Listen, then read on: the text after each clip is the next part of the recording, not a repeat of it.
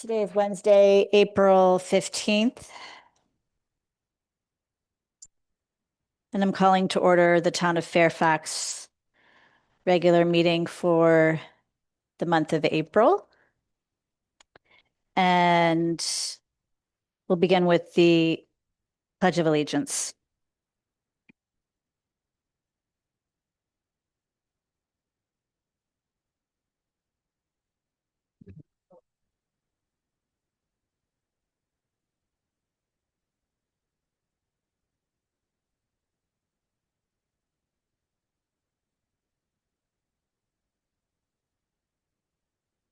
Before we do a roll call and approval of the agenda, um, I'm going to move the moment of silence up this evening. We're going to take a moment to bring our community together in remembrance of four remarkable women, young women we lost 1 year ago. In our small community, connections run deep, and many of us have kids similar in age to Sienna, Jocelyn, Olive, and Ada.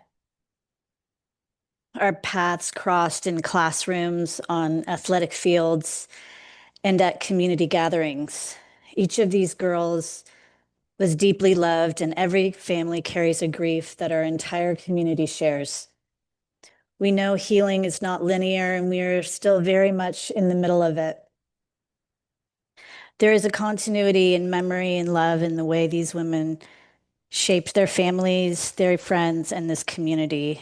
And we hope that over time, even in the face of such profound loss, healing finds its way in, and that alongside grief, there remains room for meaning, connection, and love. We remember not only the tragedy of these losses, but the light they brought into the world, their kindness, their friendships, their energy, and the promise they carried. There is no severing our love, our community's love for Ada, Olive, Jocelyn, and Sienna. As such, we are committed to creating a permanent place for remembrance. The town of Fairfax is planning a memorial with rose bushes and a plaque in a quiet sitting area just outside the Women's Club here, a space where anyone can come to sit, reflect, and remember them always. We honor the four lives that continue to matter, continue to shape us, and continue to be part of this community. I invite you now to join me in a moment of silence for Ada Kepley, Olive Corin, Jocelyn Osborne, and Sienna Katz. In this moment, we hold space for their families, for their friends, and for one another.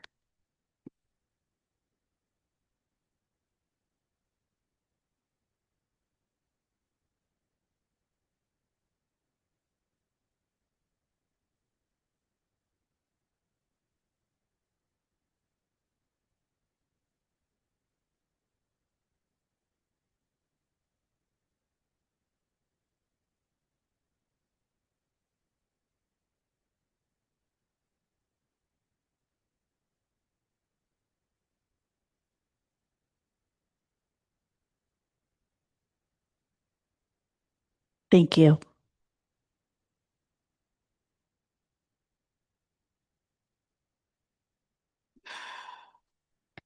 And for the families that are with us this evening, we will reach out to you about the details of the memorial. And if you'd like to participate in the planning, we welcome your thoughts and your ideas related to the plants and the plaque, and as much as you'd like to be a part of it. Okay.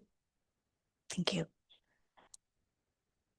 Calling to order as I did, Christine, will you please take a roll call? Yes, Mayor. Councilmember Blash. Here. Councilmember Garanghelli. Here. Councilmember Kohler. Here. Vice Mayor Aker. Here. Mayor Hellman. I'm here. And can I get, oh, before I do the approval of the agenda, Janet, can you help me with the findings for in the closed session? Direction was given to staff. Okay, that's it? Mm-hmm. Okay, thank you. Can I get a motion for the approval of the agenda, please? I'll move approval of the agenda. I'll second. Can I get a roll? Councilmember Blash, Yes. Councilmember Garangeli, Yes. Councilmember Kohler, Yes. Vice Mayor Ager, Aye. Mayor Hellman. Yes. Moving on with the land acknowledgement, the town of Fairfax acknowledges that we are located on unceded ancestral lands of the Coast Miwok people of present-day Marin County. We honor with gratitude the land itself and all of its ancestors, past, present, and emerging.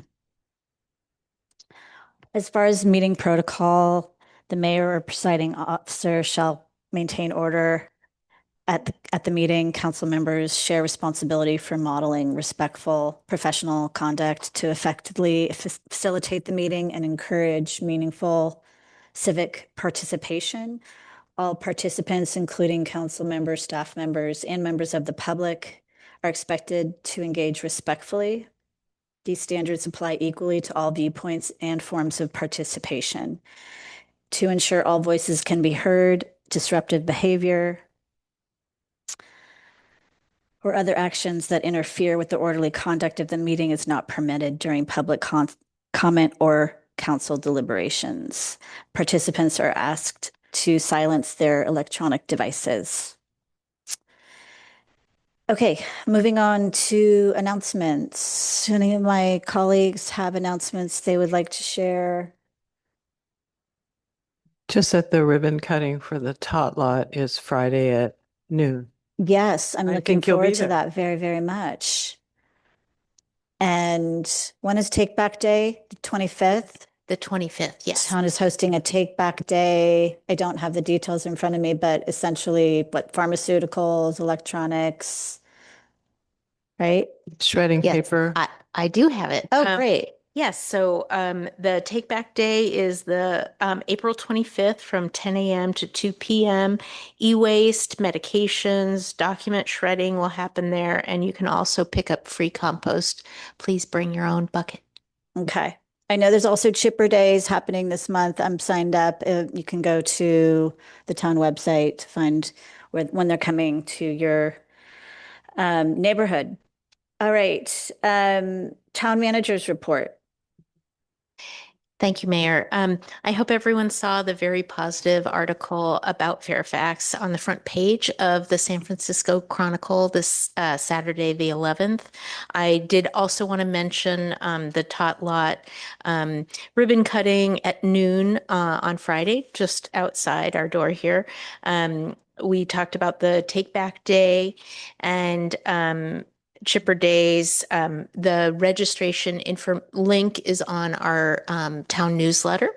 And also, we had an evacuation drill survey in the town newsletter, and we're now planning a driveway drill for this spring. So please, anyone who's not already subscribed to the town newsletter, go ahead and subscribe there. That's a great source of all of that information. Sad news, the giant sequoia tree at Doc Ager Park is diseased and must eventually be removed for safety. We provided a special news post today with more information, including the 2 arborist reviews. And we've worked with wildcare and biologists to make sure that no birds or animals are harmed when that removal does have to be done. No date has been set for that removal yet. There's been questions about the stairway and bridge at Bridge Court. That is scheduled for some pedestrian trail improvements using Measure A funding. And DPW crew will be working on that in the next few months. There is also a stairway near Forest, and that has received some minor repairs, but the replacement estimate for that stairway is over $100,000. So just something to be aware of. I want to thank everyone who participated in the March 20th coffee with the mayor at Stillwater/Bofax Coffee. And I wanted to mention finally that the final park signs are designed. This is approximately what they will look like. And our DPW director, Kristen Arnold, has sent those to the county sign shop. We now have an estimate. So the next steps are to have those made and installed. So shouldn't be long now. Thank you. Great, thank you. And thank you for getting that email out to the whole community related to the Sequoia. That was a good move. Thank you. All right, does anyone have a future agenda topic they would like to raise? I do. Okay. It's something that I've been kind of working on for about a year now, is getting speed limits reduced on certain streets in our town. The state law changed and allowed us to reduce speed limits 5 miles an hour, so from 25 to 20. There's a number of streets in town where 25 is just a little too fast, especially the downtown area.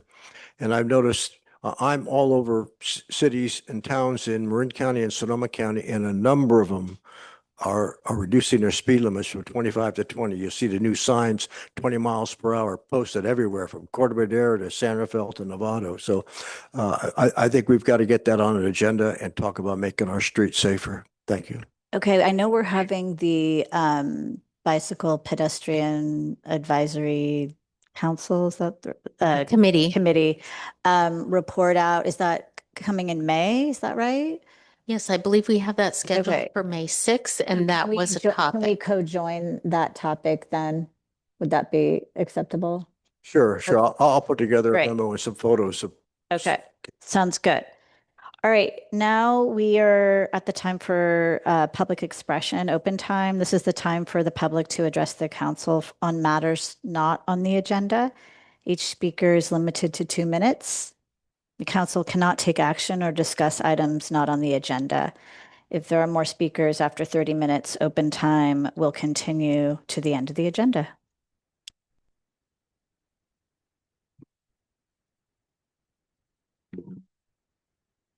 Good evening, Council. Kevin Curtis, San Anselmo. The reason I came tonight is for 2 reasons, really briefly. The first reason is to congratulate 3 of the council members for their write-ups in tonight's council member reports, because they were fabulous. And I really appreciated myself being able to read a little bit more about what those council members saw in their meetings that they attended in the month. And I would highly encourage a progression of that moving forward, but that's not the reason. The reason why is that a year from now, in April, will be the mid-cycle of the 6th cycle housing element. The RENA allocations 490 for Fairfax will be strictly judged by HCD at that time. And what we have going on in Fairfax here is being behind in the very low and low categories at this time, with the project at School Street Plaza, one of the big ones that may be on the books to be finalized within time for next year. That's only 49 units in the low income category. So what I'm proposing, and this has to do with the meetings that you had, Stephanie and Frank, Mayor and Mr. Egger, at the MCC, Marin Council of Mayors, and the subregions statements regarding the RENA subregions for the ABAG. So I think we have an opportunity to bring the 80 units that were converted or are being converted here at the Sherwood Oaks apartment complex into the RENA as a cooperative memorandum of understanding with the county. And I think that model can also happen in San Anselmo as well, with the Sorge Park development, which is in the unincorporated, as well as over here with the Town and Country Club, anything that could happen in that area. And I'd like maybe a future agenda item to go ahead and allow staff and maybe myself to work with Jeff to do some of that work on the back end to investigate that. Thank you. Thank you. Hello, I'm Gail Corin. Hi, And- here, you can move it's flexible mic. There you go. I'm Gail Corin, Olive Corin's grandmother, and I just want to say we've had a lot of things going on between the school and CHP and everything else. You are the only people, including San Anselmo, that stepped up and came to us and offer to do something in their memory. And I want to say I really appreciate it. And as in Jewish, the word is mensch, and you are mensches. Thank you.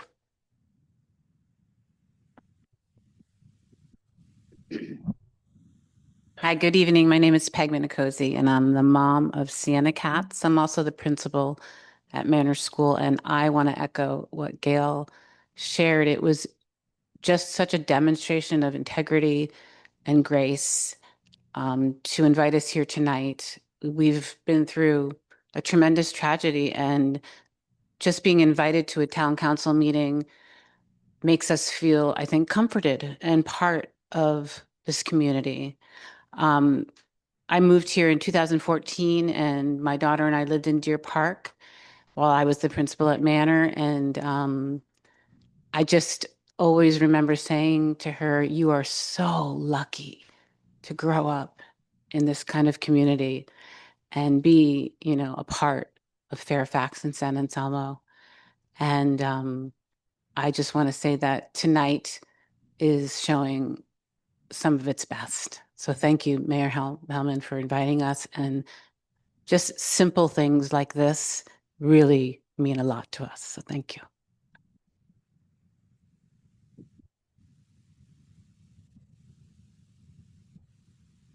Hi, my name is Christy Osborne Botanides, and my daughter was Jocelyn Osborne. And I want to echo exactly what they have said as well. To be seen and to be heard and to be acknowledged feels very comforting. And to talk about putting a memorial for our children with their names and to put their names out there means a lot because, as Gail said, the school district has no intent in doing that and even acknowledging our children. And I feel like that's a very empty memorial if their names can't even be said. So thank you to the Fairfax Town Council for this tonight, for the moment of silence and acknowledging our children, and for San Anselmo as well. So thank you.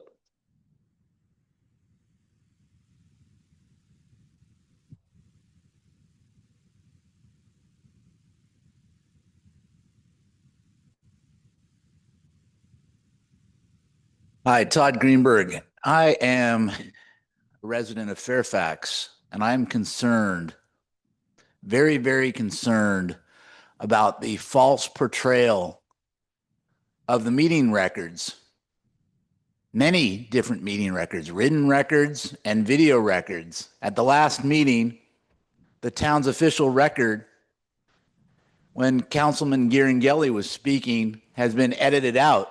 So the public or others reviewing the tape cannot see what was said. I'm not an expert in the laws regarding this, but this bears investigation. This needs to stop. I'm requesting that you cease and desist from editing the town's official meeting record. I've just been interrupted. All of us who were at the last meeting witnessed Mayor Hellman interrupting both Councilman Ager and Councilman Girangelli. So I'm asking you to cease and desist. I've provided 3 written cease and desist, 3 cure and correct demands, one of which had a cease and desist component. The first 2 have been responded to by the town attorney from March 1st and 3rd. The March 13th has not been responded to a month later. There's Brown Act violations that I allege. There's non-publication and availability of public documents, including those related to Measure J, in the folder that I inspected on video at Town Hall. During the rebuttal period inspection time, the arguments were not there during the rebuttal period inspection time. Only the rebuttal arguments, not the primary arguments. There's more to say, but I've been interrupted, and I don't expect that you'll give me my time back. So I'm going to sign off, but there are problems. Any other members of the public wish to speak in the room?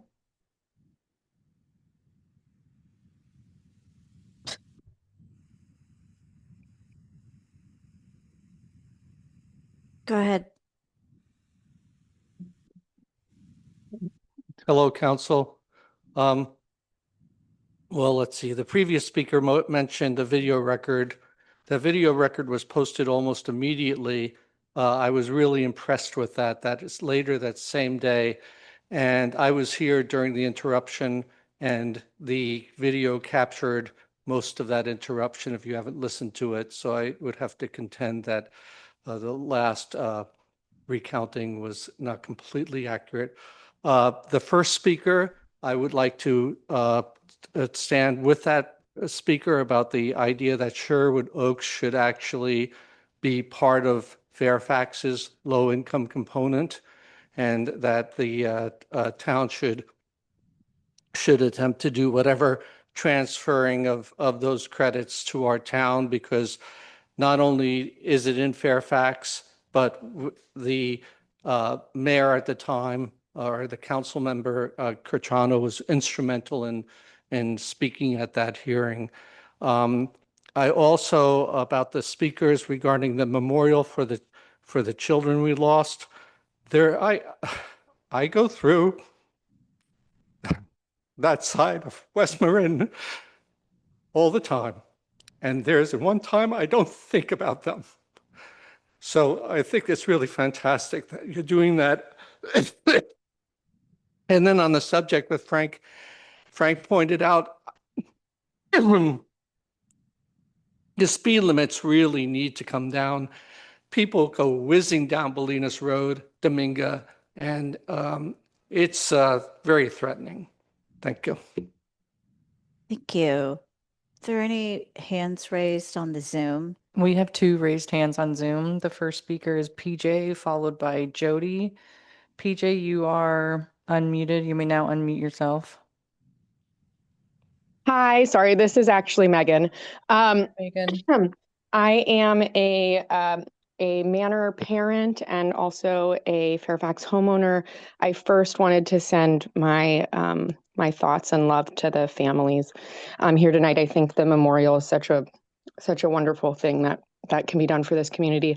I also wanted to just raise awareness about the parcel tax that's coming up in June, Measure H. For anyone who would like more information, you can go to keeprvsdschoolsopen.org or follow us on Instagram at HYesRVSD for more information.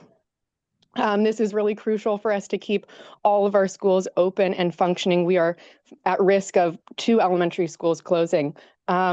If anyone would like to join the families on the grass right now, they are getting pizza takeout from Gehringeli's. If you mention Measure H, a portion of that proceeds will go toward the parcel tax effort campaign. Okay, thanks everyone.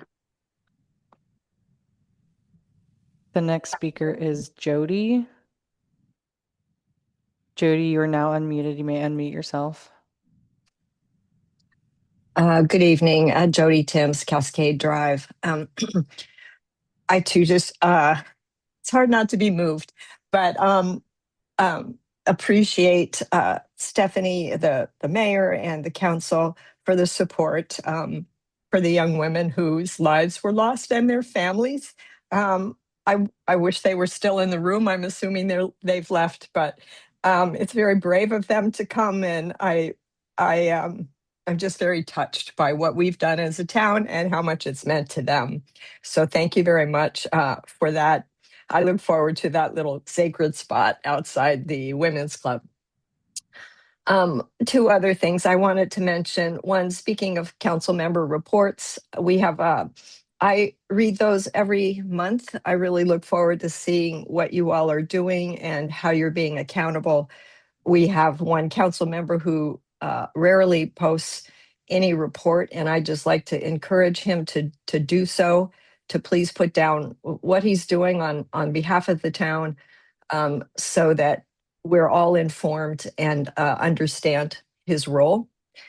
And the last thing I just want to mention is that the Climate Action Committee, along with San Anselmo's Climate Action Commission, is having an EV and e-bike show once again this year at the Redwood Shopping Center on May 3rd. And we encourage everybody to come out and consider at some point switching to EVs if you haven't done so, or an e-bike, so that we can address the climate and environmental issues that Artemis so lovely brought home to us in the beautiful images of our Earth setting and rising. So the other thing is we also had a really nice event with Marin Water at the library. Unfortunately, we had 2 people attend, but it was a good event. So thank you. There are no more speakers on Zoom. Can I just ask, I don't know what the Redwood Shopping Center is. Red Hill. Okay, I heard Redwood. Thank you.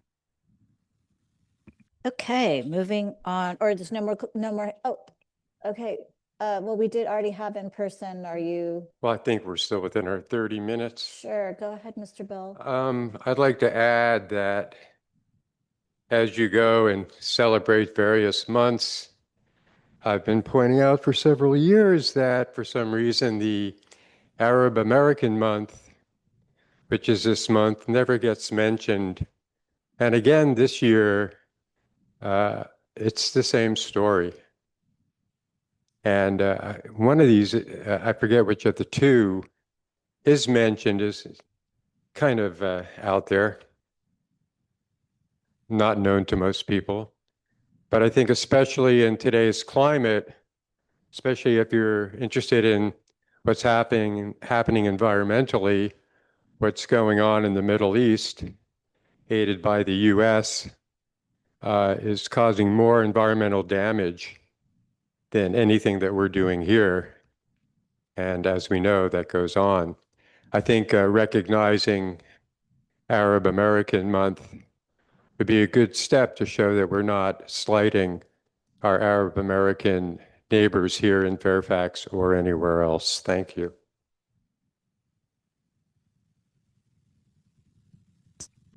All right, we're closing open time for public expression and moving on to the regular agenda.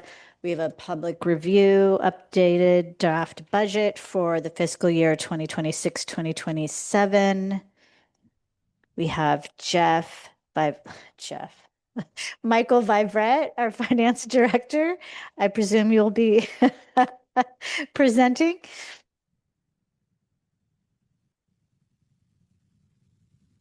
Thank you, Madam Mayor.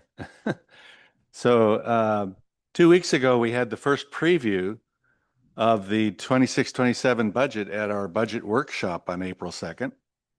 Based on the comments that we received at the workshop and subsequent updates to the information that we used to prepare the budget draft, we have assembled an updated draft of the budget, which we distributed last Friday for this meeting. This document was assembled from budget requests submitted by departments that had initial projections and initial projections from outside sources. Management trimmed approximately $1.2 million from these requests to prepare a budget that's balanced and meets the desired reserve levels and preserves essential programs. Many of these projections are based on sources that may be only preliminary in their own projections, so this budget is a work in process. We will fine-tune the numbers and projections as more information becomes available and present revised budget documents over the next few months. The next version will be the proposed budget, which will be at our May 6th meeting packet and will incorporate input from this hearing and updates from projections that we've used that were used in this version. Next slide, please. So let's start with an overview of the budget. Oop, went back. Oh, that's it. Okay. So the biggest source of revenues for the town are the property taxes. And this year we expect to receive about $9 million in property taxes, which is about 56.8% of the projected general fund sources of funds. This includes our share of the basic 1% tax that you're charged on property tax bill, and that's about $6.5 million. and various other property taxes, including storm runoff and pension obligation tax. Mike, are you looking at we're looking at the first slide, which is different? This use of funds. Our Previous slide, one? that one. That's the one. Yeah, source this of is the funds. one that Sorry. we're looking. Thank you. Thanks, Mike. So sales tax, that's the second one down on the side, is our next biggest source. The projections that we get from Avenue project a slight decrease in our Bradley Burns tax. That's the 1% tax of this year, and a slight decrease from the district tax, or slight increase from the district tax, which is Measure C, over what we budgeted last year. And this may change as the economy changes in response to different events such as we're seeing nowadays. The sales tax provides 14% of the total revenue for the general fund. Next is service charges such as permits, recreation fees, and dispatch charges, and that represents about 5% of our general fund revenues. Followed by Measure F, that's the special purpose tax, and that there are transfers over to the general fund from that account. And that accounts for about 6.5% of the general. Mike, just looking at the slide, Michael, service charges on the slide say 6.5% and Measure F says 5. And you just said it the I opposite, just said which it is the opposite. right. Yes. What's on the slide is correct. Okay, great. Thank you. Thank you. Sorry for the interruption. No problem. Thank you. And then other taxes and fees provide about 16.6% of the revenues. Finally, we have a drawdown on the surplus revenues that we had from the prior year of about $91,750, which is about 1.1% of our total sources. We're projecting that we will begin the fiscal year with a slight surplus of 25.6%, which is above our required reserve of 25%. Next slide.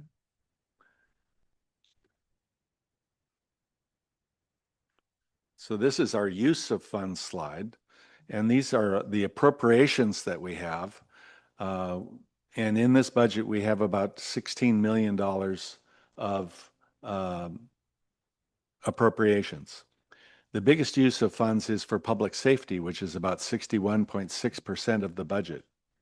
Of that, police make up about $5.5 million, and fire is about $4.3 million. Council and administration account for 11.6% of the budget, and this includes the town manager, town clerk, personnel, attorney, treasurer, audit, elections, finance, and environmental departments. Planning and building is about 8.3% of the appropriations this year. Public Works is about 6.9%.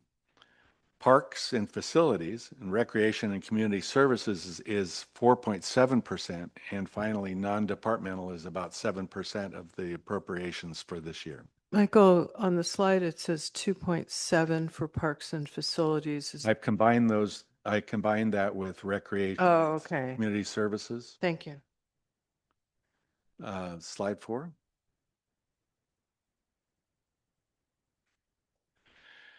So by category, the appropriations for salaries and benefits is about 43% of the expenditures, 43.8%. Our contract with Ross Valley Fire Department is about 26.9% of our appropriations. And other operating expenses is about 18.9%. Then we have contract services, and that makes up about 9% of the budget. This includes contractors with building, plan checkers, public works engineers, the town attorney, and others. Next slide.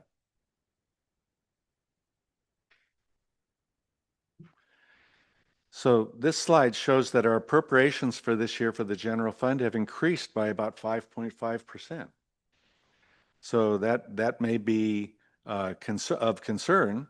But when we drill down on it, we find that most of that is from public safety expenditures, which are up by about 10.2%, including fire, which shows a 16.5% increase or about $604,000. And then police, which has a 5.6% increase, or about $292,000. In total, all other appropriations and departments are down by about $54,000 from last year's budget. Here's an overview of the general funds. Next slide. So general funds, that group of funds is made up of about 8 different funds. The general fund, 01, is the main one for spending of discretionary monies that we have. Then we also have a couple of funds that collect revenues from specific sources, such as building and planning fees and the retirement fund. And then we also have several reserve funds for the maintenance of and replacement of town assets, such as vehicles, facilities, and roads. We project that we're going to start the year in the general fund balance of about $4 million. That's the first column on the left. That's rounding up to $4 million. On July 1st, 3 months from now, that's our projection. This compares with a starting balance for fiscal year 25 of, well, actually 26 of about $4.7 million last year. And this represents a reserve of about 27.2%, which is the average of appropriations over the fund balance. The council has a minimum reserve policy of 25%, and we project that we will end with an ending reserve balance of about 25.6%.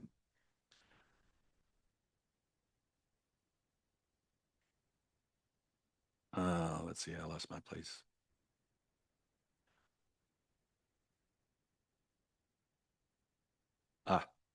So as you can see, we project that we have revenues of about $14.6 million, appropriations of about $16 million, and net transfers of about $1.3 million, with an ending projected fund balance of $4.1 million, which is an increase to the general fund of about $91,750 if everything goes according to plan. Of note this year on this slide, we notice in the middle column that we have $75,000 from Fund 3 for the purchase of a new police car, $35,000 from Fund 5 for facilities improvements, and $80,000 for the office equipment fund, of which about $50,000 is slated for security upgrades. In addition, we are adding an approximated $400,000 to the road improvement fund, which will hold funds designated for road related capital projects. And this would include revenues designated for road purposes from such sources as road impact fees and street opening fees. But it also includes general fund monies that are budgeted for road purposes. This system has the advantage of assuring that funds that are budgeted for road purposes will remain designated even if the project is delayed.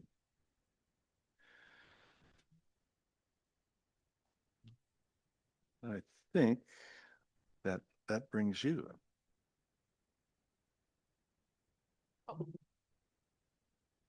We're sharing mics here.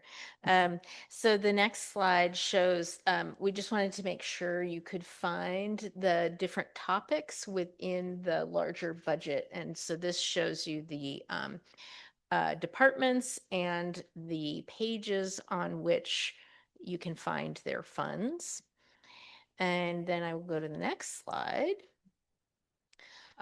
So for the budget workshop, we did a much longer meeting. That was basically a full day of you hearing from not only the finance director, but also the different department directors on their draft budget and then the reductions that would have to be made if we had no sales tax, which is what I asked them to project.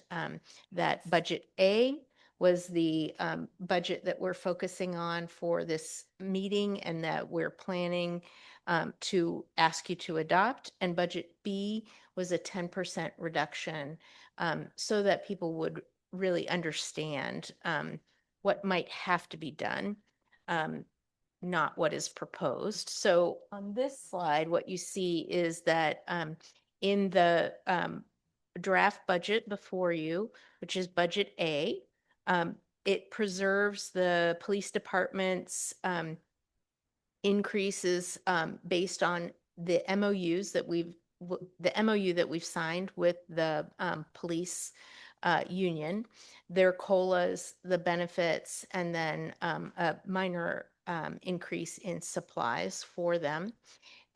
If we had to do a 10% reduction, PD would have to cut 4 full-time equivalent positions, so 4 full-time positions and special event support, other things. But I'm just trying to get you kind of a feeling for this today rather than take, hours explaining it. And in the rightmost column, then you see the amounts that would be saved if those reductions happen. And so all told, these add up to over $1 million that would need to be saved if we did not have that sales tax.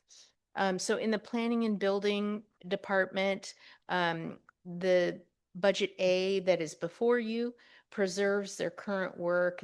That includes efficient processing of planning and building permits, doing inspections, also doing long-range planning.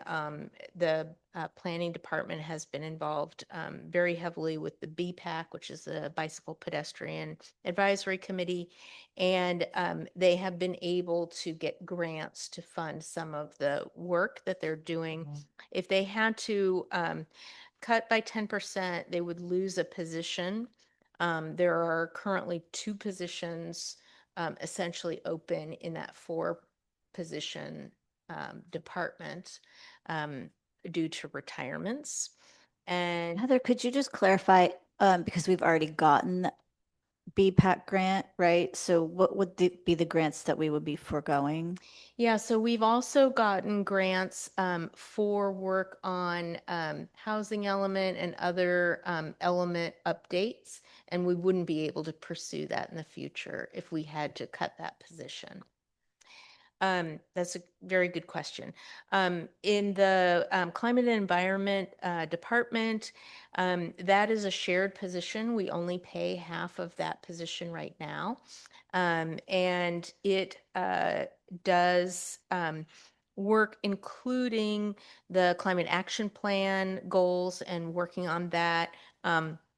That position also helps us comply with California recycling laws, which come with up to $10,000 per day fines if we fail to meet those. So that's an important part of that position.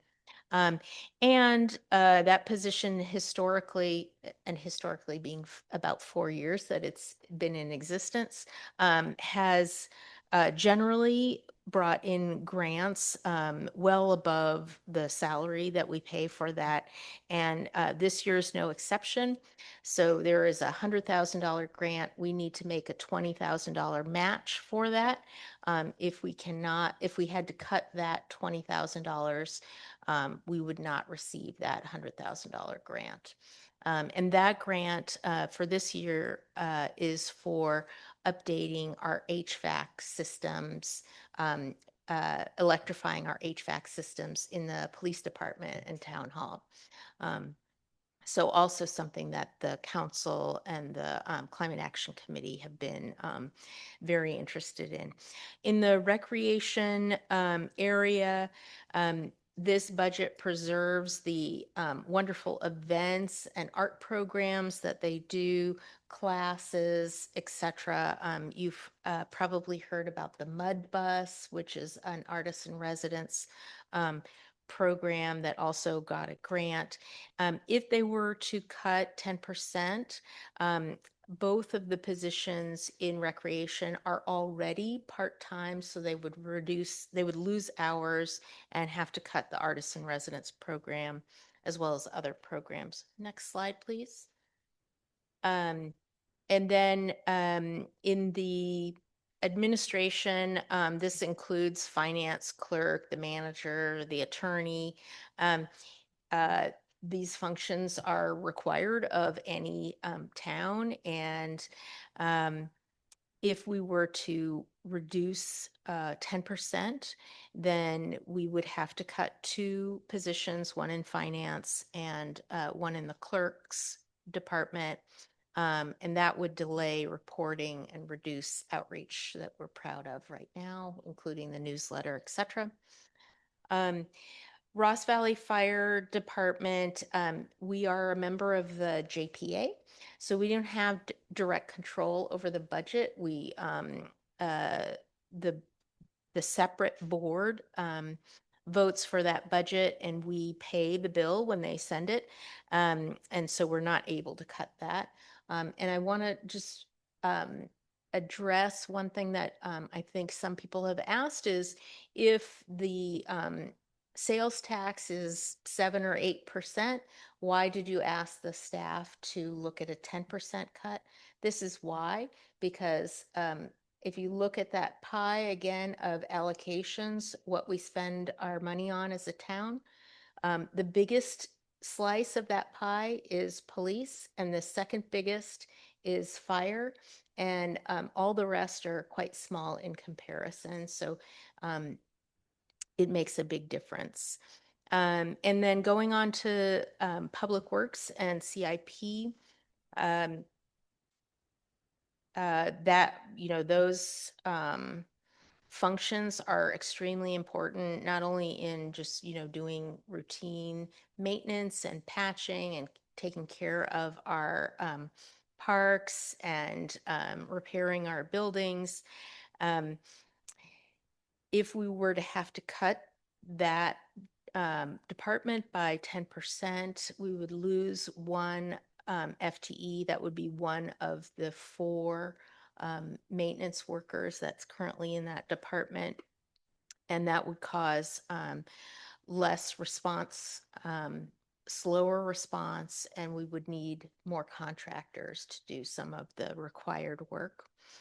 And lastly, non-departmental, this includes a big section, if you look at that page, is the Marin General Services Authority, which has contracts for us and all of the cities and towns within Marin for things like animal control, the TV service, all of those kinds of things. DC Electric that helps keep our streetlights on. And it also contains the litigation area. If we were to cut that, there isn't much we can cut. We're not at liberty to cut the MGSA. Litigation is essentially beyond our control because people are suing the town, generally not the other way around. And so the only real opportunity for a cut there is we have a line in that non-departmental that in previous years was $500 for the Chamber of Commerce, and we put a placeholder of $5,000 in there this year. So if you choose to cut that, that is an option. So I just wanted to give you a flavor without taking too much time of what the workshop was like. And the budget workshop is also available online on our website if people want to delve into more of the details. And I'll turn it back to Michael. Thank you, Heather. So the second major group of funds that we have is special revenue funds. And this group of funds represents 7 different funds that we have, including the special police revenue from COPS. That's a state program that gives the town money to help support police functions. Fairfax Festival, Measure F, which is the special purpose parcel tax. Gas tax, Measure A, transportation funds, Measure A, parks, and the federal stimulus funds that we receive money from through ARPA. It was a one-time thing as a result of COVID, and we received about $1.8 million. We're using this for a park storm drain improvement project, which is starting later this fiscal year. Those funds, the special revenue funds, will bring in about $1.8 million among them. Most of that money is going to be used for transfers to the places where the projects actually are, either capital improvement projects or general fund departments that are for those purposes for which the special revenues were designated. But we also have about 182,000 of direct appropriations, which will be spent within the special revenue funds, including 105,000 in Measure A funds and 77,000, which is for the Fairfax Festival estimated expenses. Next slide. So the next fund that we have in our budget is the debt service funds. This represents Measure K funds, which are three different funds that were set up when we issued road bonds back in 2000 to 2006, and those will be retired within the next couple of years. And we have the lease agreement fund, which we used to finance the PERS unfunded accrued liability in 2020, which saved the town approximately $4.2 million in interest charges that we would have paid to CalPERS had we not done that. In total, we're going to have appropriations here of about $1.1 million, offset by revenues of $978,000. Only $214,000 of that is actually going to come in from outside the town.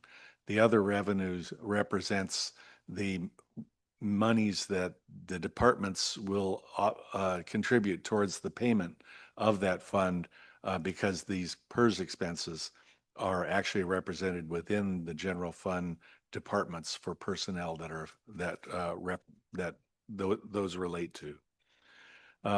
Also on this also on this slide, we have the fiduciary fund, which is funds that we administer for others. In this case, FOSC, F-O-S-C, which is the open space fund.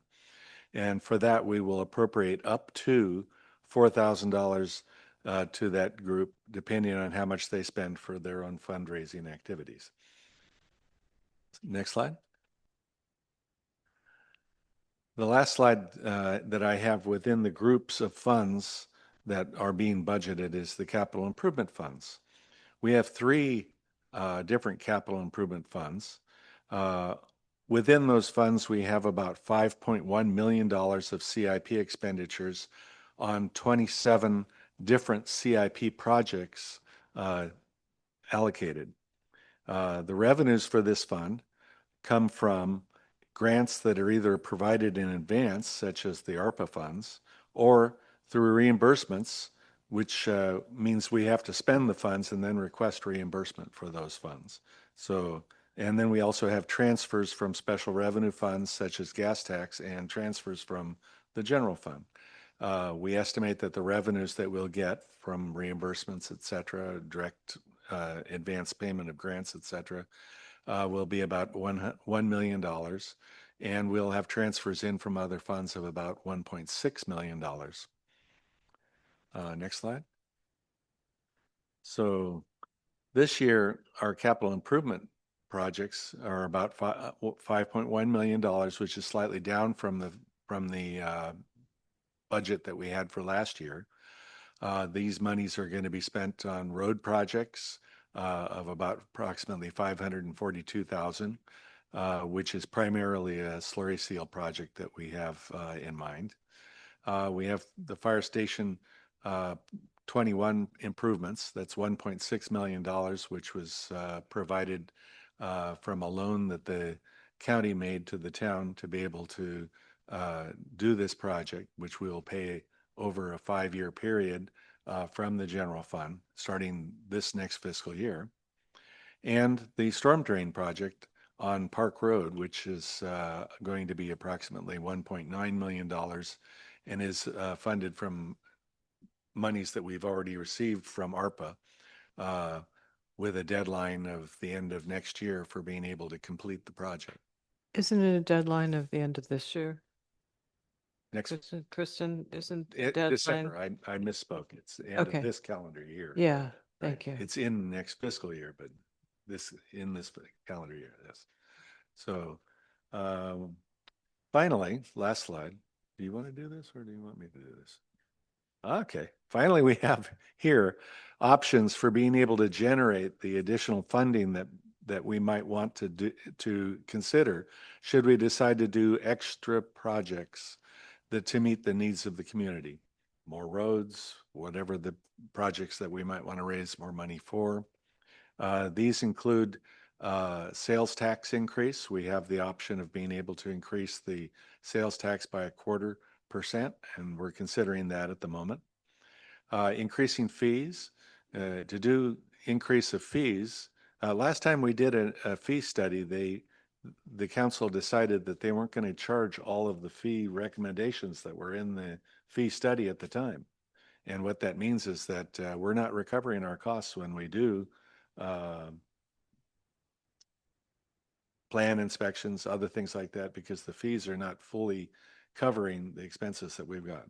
If we decide we want to do this, we should consider doing a fee study, and we've budgeted for that in this year's budget. Third is a special tax for public safety. This would require a supermajority of the people. We also make a note here that Measure F is going to be sunsetting in 2031 down the road. So we want to keep that in mind when we are looking at our overall picture of revenue generation. Finally, we have road bond. This requires a 2/3 vote of the people. This was attempted and failed in 2024, but perhaps we can revive it with a different set of parameters that are more acceptable to the 2/3 majority that's needed. So with that, that's our presentation. We're open for questions and discussion. Thank you so much. Great work. Any questions? Go ahead, Councilmember Blash. Yeah. Okay. So first off, let's see. So Measure K is going to be retired. That's the prior road bond, right? In a couple of years. So that means people will probably be seeing a decrease in their tax bill, right? And then the soonest that we could do another road bond would be 2028. And it would have to be a 3/4 unless it was a citizen-run initiative, right? And then it would be 51%. I think it's 2/3, not 3/4. Sorry, 2/3. Sorry, 2/3. Otherwise, it would be 51% if it was citizen-run rather than brought by the town. Is that correct? That's the voting threshold, yes. Yes, exactly. That's what I mean. All right. I did want to note that Just technically, K doesn't have to expire, right? I mean, before that's done. no, but I was just asking because Yeah. I think that it will expire soon, around the time that we would be able to run another road bond or whoever. Based on what's in the budget, the last payments on 2 of them are August 2027, and one of them is already paid off. Okay. But your point being, it would be more palatable potentially to taxpayers because they won't be seeing K. Right, because that'll Yeah. be paid off. So it will, it won't be on an addition to K. It would be a replacement for K to some But extent. technically, I just want to make sure. Yeah. The questions you were asking as far as the 50 or the 2/3, that is like that can happen at any time. Okay, good. Right. No, I was of the impression we couldn't do it again until 2028, but okay. So that is not the case then, right? Somebody could do another road bond. I would like confirmation, legal confirmation. I would have to check with the tax people. Okay. Okay, thanks. Okay, just want to check on that because I know roads, we get letters all the time. People really want the roads fixed. And, a reminder again that vast majority of the people of Fairfax voted yes on that measure, but we needed it to be 67 and it was 62. Okay, so the other questions, I am interested in the whole concept of slowing streets. And my understanding is that we would legally have to have a speed study to do so. And if we want to do that soon, is that something staff can do, or can we budget for uh, somebody who could do a speed study so that we could? I mean, I've noticed San Rafael has done a very extensive group of studies to establish which streets they can lower the speed limit on. San Anselmo has done some of that. Is that something we can budget for at this time? We'd have, we could get an estimate from a traffic engineer of what that would cost. I think it would be prudent to engage a traffic engineer to make sure that we're not causing an issue that we're not aware of, but we haven't. Right, right. So we don't have that budgeted now. Okay, because I just hear that there's some concern that it be done soon, and if that would be in the next budget cycle, then it would be great if we could, at least know how much it would cost us so we could possibly set aside funds for that if we have them. And then another thing that I just wanted to ask about is whether we can put, Measure A funding that we already have allocated towards fixing up the women's building and the garden around it towards the memorial, which I understand may be somewhat community funded, and maybe plan around that as a centerpiece of whatever we do. We didn't talk about this in the Measure A meeting, but it seems like that might be a good use of the Measure A funds that we allocated towards, enhancing our garden. So I'm just curious if we can do that still at this time. Yes, I want to interrupt and say the Measure A committee met and made those recommendations. So there is in the Measure A work plan, something like 55,000 for the garden, for the women's club. And I think we could work within that budget to do the rose garden as well as the other aspects. But in order to change the Measure A work plan now, I don't think it's prudent. I think we could reconvene later and see what kind of costs are out there. Okay, I think that's the questions that I have for now. Thank you. Frank, do you have any questions? Well, I do have some questions. I sure do. On the police budget, that fund 496, and that's let's see, that's the PERS called UAL side fund. And for the police department this year, it's 901,000. And I think, correct me if I'm wrong, I think you mentioned that it's kind of more of a public safety fund that includes fire. But is it lumped into the police budget? Our UAL is specific to the town employees. The fire department employees are not included in what we have for UAL. So they have in their own budget line items for UAL. So Okay. total UAL that we've got is about 81% for the police department. Because the public safety element of it, they retire earlier, they have they're going to live longer, their cost is higher. So the regular retirement this year is 352,000. And previous is 901,000. It comes to $1,253,453. That's the retirement for this year. And that's all for police. That's correct. That's all for police. All for police. Mostly because, Frank, the charge that we get from the state for public employee for retirement is based on the amount that they estimate within that pool that they have to pay out for tier 1 employees, tier 2 and PEPRA employees. Even though we don't have, we only have one tier 1 employee, that pool still contains all of the people who retired, and they're, as long as they're still drawing retirement, we're still paying money into the fund for that. And it's all allocated to us based on on salary. It's a percentage of salary that we pay. So when we add 1.2 million, 1.253, 453 onto the police budget, it really distorts it. That extra $901,000 this year.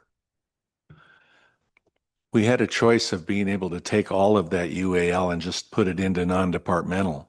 But I thought that that also distorted it, because when we had it originally, we were paying that UAL and allocating it to the departments. When we refinanced it, I thought it was appropriate to allocate the payment, which is lower because we got a better interest rate. And so ultimately, that amount will be $4 million less being allocated to the departments. But I thought it would be appropriate that it go to the departments based on the percentage that they were paying at the time before we refinanced. Okay.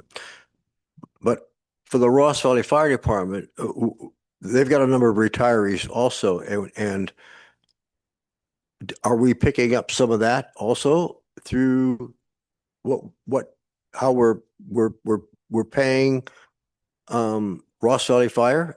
Don't they get a percentage of our current retirement cost from the retirement tax? You're right, Frank. They pay retirement, and our bill from the Ross Valley Fire Department includes not only the salaries that we pay, but also the retirement obligation that the town of Fairfax has. Okay, and that retirement obligation comes from Fairfax's retirement tax. No. It doesn't. We do count that against the tax. The amount that we collect, if you look at the Fund 6, you'll see that I've included the fire department as part of what the retirement costs that we use the amount that we collect from the pension tax for. So when we collect the pension tax, it goes into Fund 6. It's allocated, part of that allocation is to pay the retirement that is identified in our contract cost. Currently. And, yes. So okay, so here's the next we've identified that. Just to be clear, on page 40 at the bottom of Ross Valley Fire, it shows the retirement unfunded liability, which is 503,788, and OPEB prior liability of about 20,000. But that is not part of what we refinance because that's separate in the JPA. Right. So it is quite confusing, so I apologize, but Fairfax employees' retirement is separate from retirement for Ross Valley Fire Department. We end up in different ways paying for those.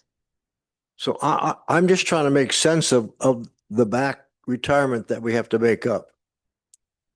And we must have to make up back retirement for fire also.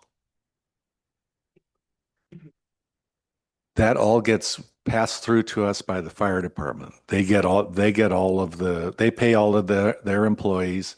They have their percentage that they pay to their employees based on the pool that they're in and their UIL that they've got. I think they refinanced that through a bond at some point. No, they didn't. Did they I not? asked this question. Okay, No, so but- just to be clear, it's part of the percentage that we get charged to pay into the JPA. The fire service. So it's not anything that we would, we would work on for our unfunded liability. It's separate. It's part of the payment. I did ask a few months ago, did we ever look at, the same thing that we did doing the PARS trust. Mhm. And they said at the time they looked at it, the interest had gone way up. So it's not the right time to do it.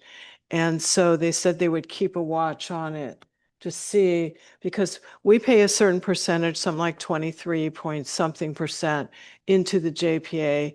And in that makeup is our payment towards the unfunded liability for the fire people that are part of our jail, even the ones before 1980. Does that make sense? I want to move Well, I along. just want to make sure that none of those back fire retirement costs are being charged to the police department. No. They're not, they're separate. Okay. What other questions do you have? Oh, you want me to go through the whole budget? I do. Oh, okay. This is the time for questions. So on the police budget, I was asking about having license plate readers in patrol cars. And I know California Highway Patrol has license plate readers that they detect vehicles coming at them and going away from them. That's what their license plate readers do. And they find an awful lot of stolen cars. So I was wondering, right now, a bunch of cities are getting rid of Flock. That's one of the license plate readers that goes straight into the. Frank, you got to ask a question. I said, so my question is it possible that we could use Motorola, a different provider, and have license plate readers on maybe our sergeant's cars and another one of the patrol vehicles? Yes, I heard your question, Frank, and I spoke with the chief about that. So he will get some estimates on that. And another issue that I think you brought up at the time when you first brought this up, I think our last meeting, was communication with the Department of Justice. And so in order to check any license plates, there would be some level of communication with the Department of Justice. Not necessarily in the, some of the issues that have come to light with Flock may not be present with other providers, but there would definitely be that communication. So that's a policy question for you all on the council to grapple with whether you want to engage that. My concern is for the safety of our officers when they're making a stop, that they know who they're pulling over. And I know they can always call in and give the plate out. But if they had a license plate reader, they'd know right off the bat if they happened to be behind a stolen car. So Any more questions? you see what I will go to someone else. I've got a. Okay, go ahead, Councilmember Kohler. Just a few, I've provided my comments beforehand, but one of the things I missed was when I looked at the elections page and the cost of the elections, it looked like we were only allocating for one election. Oh, that's right, because the first election is this fiscal year. Okay, got it. All right. And then a couple of things that I asked is, on page 82 and 100, we have, you guys allocated only 10,000 for the sidewalk grant program. Since we found a little more money as you were doing cleanup, I had asked that we put 20,000 into the sidewalk grant program, and you had responded to me that you weren't able to do that, but you would do that. Is that correct? Yeah, so that's the plan for the May 6th version. Okay. Keeping in mind that we continue to find both small amounts of revenue and small amounts of funding that we need to measure. So that's an area if we don't have the money, we will bring that back down Sorry, to 10,000. Michael, is that the sidewalk R&R? Because I do see 20K in there. No, you're seeing 20K for the next year.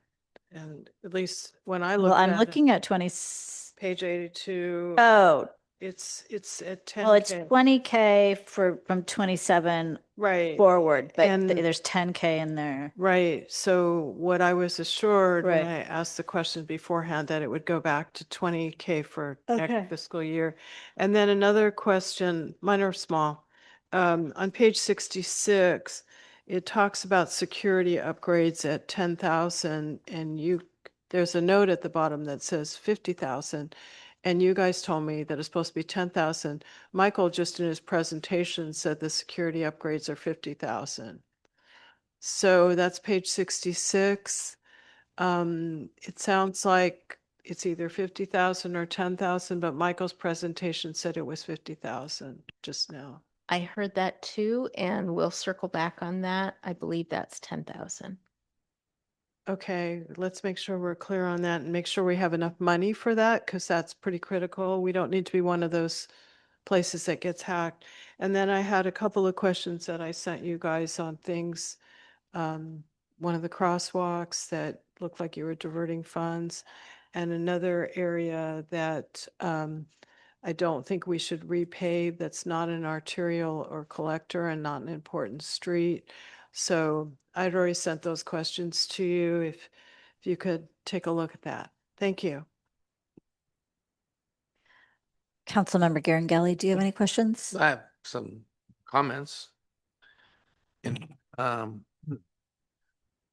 coming from the small business community of Fairfax and the private sector, I think the people I talk to anyway, I think the questions are sometimes they're different. I think that you guys are doing a fine job with the way it's all set up, but in some respects, but the difference between the cost of doing public government work versus the cost of doing private sector work is astronomical. We just been talking even earlier today about a bridge project that we've been working on for 14 years. And hopefully it's going to start next year, the construction, once they get through it all. So everything has been a 24% increase in government employees over the last 10 years. And California has basically the same population. So we have to be asking ourselves, why are these things costing this much money? We're always short of money, and we always will be because we spend it at a 5 times higher clip than the average household. Whatever you do at your home will cost you 5 times less than what we do in the town of Fairfax. That's approximate. That's probably a low number. So my comment and to the public and to this board here, the council, is we have to become more efficient.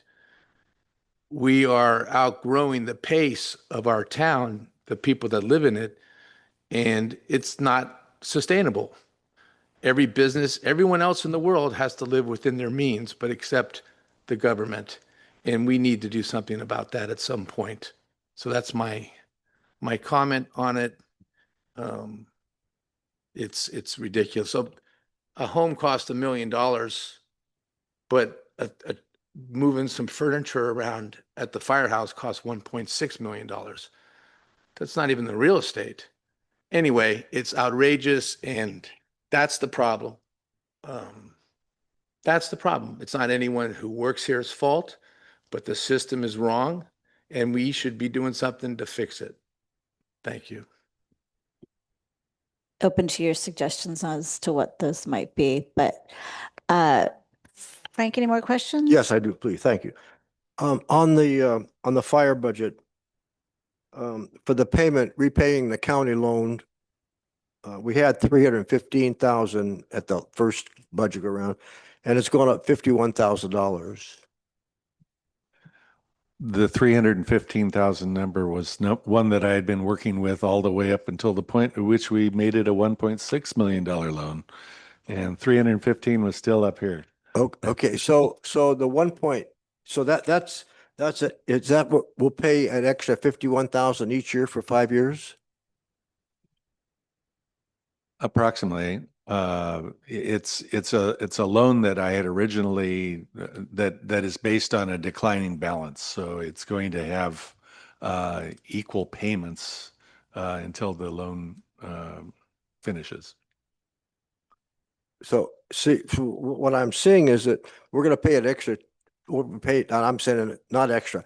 We'll be paying 255,000 more for that loan. So is that 255,000? Is that gonna, that's just the increase in the interest? It's 100,000 of that is going to be the increase in the principal, and the remainder will be additional interest. I do have a question about capital improvements. I'd like to maintain some order to this, so Okay, can we well- just stick with Frank? Well, okay. And then we'll go back to Mike, and then to stick with the agenda, estimated time for this item, I do want to open public comment. In looking at the sheet that came with the current draft budget, it talks about the census. And in 2010, we had 7,441 people in Fairfax, it says. In 2020, we had 7,605. And in 2024, we have 7,476. Have we actually lost 150 people in town? I mean, is our population going down? These are numbers that are provided by the Department of Finance, and yes, they often decline. So we've lost okay. Okay. Conceivably, if their method of counting people is the same. On the capital improvement budget, we're going to have a slurry seal program, which is next on the agenda coming up. That's going to be $500,000 for a number of streets.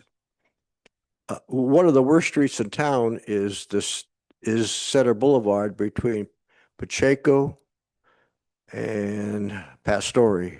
It's really bad, and I don't know how we're going to be able to fix that, but we've got to come up with something, because we're going to get sued if people are falling in these cracks and potholes. That's one of the worst spots in town. And then number two is, with all the work that's going to take place on Bolinas Road, this is an opportunity to get some more pavement if we have some funds for it. But is there any way to get some additional funding for that? It's not our capital improvement program. It's MMWD's capital improvement program, but we have an opportunity when they have their paving company come in, if we could, add something to that at that time. Is there any funds available for anything like that, either there or Center Boulevard? I'll take the first part first, and then the second part. So the first part, slurry seal is to keep relatively good pavement from becoming bad pavement. And the reason that we focused on that is because keeping relatively good pavement in pretty good shape with a slurry seal is maybe 1/10 of the cost per mile of doing full rehab. So you end up, yes, it is somewhat counterintuitive that you are not fixing the worst roads first, because they're already so far gone. And if you think back to when we did the less than a mile a couple of years ago of full rehab, it was almost $1 million. So $1 million a mile. 3 blocks. That's right. It was nowhere near a mile. That's right. It was very short. From Acacia to Manor, that section of scenic is not even a half a mile. Yeah. So the financially efficient way of working on roads is to first try to make sure and keep your good-ish roads from getting bad, where it costs 10 times as much to fix them. So that's the slurry seal. And then as far as the Marin Water Project, we are working on some ideas to try to figure out whether we can have continuous repavement over the full area, not just the area that they will cover with their funds. But it's pretty complicated. So that's something that will come back to you in the next month or two. So there's really no schedule of fixing Center Boulevard between Pacheco and Pastore right now? I'd have to look back at the schedule. There is a 5-year schedule, but some of those worse roads are at the end because we're trying to build up funding for that. And we did float a bond measure that would have addressed most of the roads in town. It got 62%, but unfortunately in California, that's not enough. Well, that was a bond they were going to pay as much as interest as they were to fix the roads. That was And it was actually only for half of the roads. Yeah. I have a question. If Frank, you're done, then we can move on to Mike. Okay, Okay, and then I'm going to open public comment after Mike. okay, thank you. Okay. Thank you, Mayor. On the capital improvements, Michael, it says $5.1 million in capital improvement appropriations. We have a $16 million we're spending in revenues. Does that include the 1.9 million in ARPA funds? Does that include the $1.6 million in the firehouse loan to 16 million? The $1.6 million of fire fund, we deposited that to the CIP fund when we received it. So that's already part of the beginning balance. Okay, so let me tell you where I'm going with this. So out of and correct me if I'm wrong, I might be here, but I don't think I'm too far off. On the $5.1 million appropriations, 1.6 of it is borrowed money. Almost 2 million, 1.9 we'll call it. 1.9 is a grant, ARPA revenues. And I believe only $500,000 of it is out of our general fund. Is that possible? Is that what it is? Pretty close. That's what. So we have a $16 million general fund and we only spend $500,000 of that on our roads. That's my problem with nothing to do with your math or what you did, but the problem is the philosophy that our taxpayers, which property taxes is 76% of our revenues, they can't even get their roads fixed in front of their homes. Of all that money they spend, we only spend $500,000. What's that percentage of $16 million? It's very little. So our capital improvements should be much higher, our appropriations, and we should be spending the taxpayers' money in Fairfax on the roads that we all use and we live in this town. And right now, we're borrowing out of that 5.1, $1.6 million, and we got a grant for 1.9. We're literally only spending $500,000 of our hard-earned taxpayer money to address our roads in this town. That's how I'm seeing it. Well, I think there's also a couple things. So there's 760,000 that we're saving in case of road collapses, which is what we had in the last couple of years. And I just want to say, if you read the whole budget, there is no other way to carve this baby up.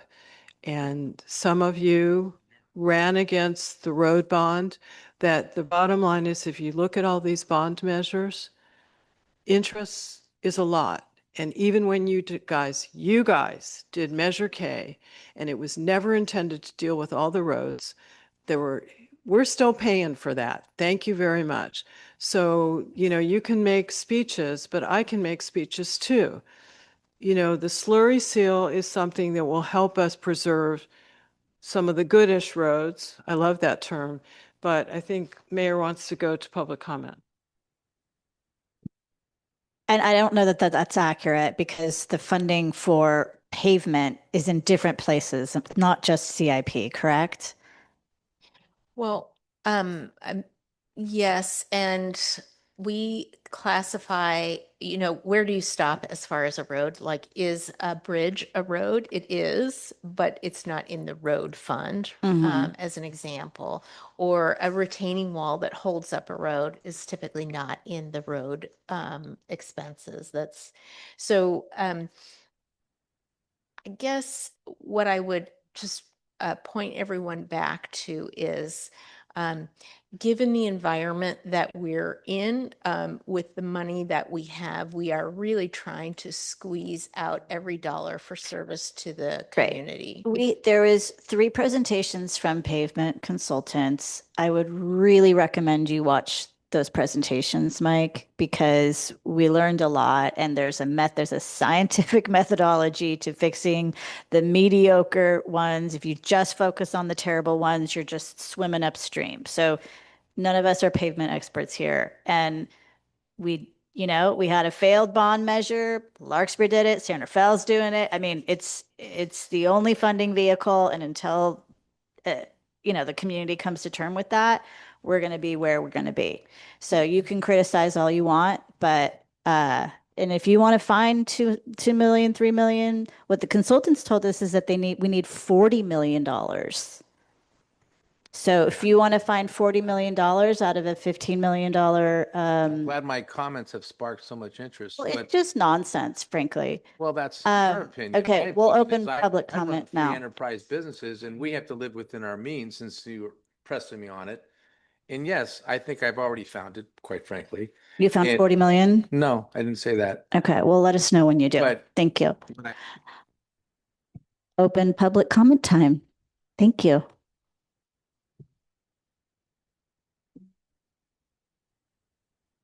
Could you flip to page 82, please, Michael, or whoever? That's the capital budget project summaries. And then halfway down that list is the Meadowway Bridge and the explanation for the budgets for this fiscal year and next fiscal year. I thought at the last meeting, the project was described as being 6.4 million. I see that it's listed now at 8.6 million, with a 1.9 million this year and 722,000 for next year.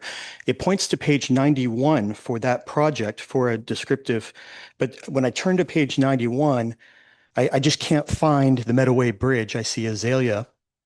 Is there a page for the Meadowway project specifically? And then my question would be this. Out of the 8.6 million and last year's 1.9 and this upcoming fiscal budget year, 722K, what percentage of those expenditures would be from the unrestricted funds, not including capital restricted or government reimbursables for the project? Thank you.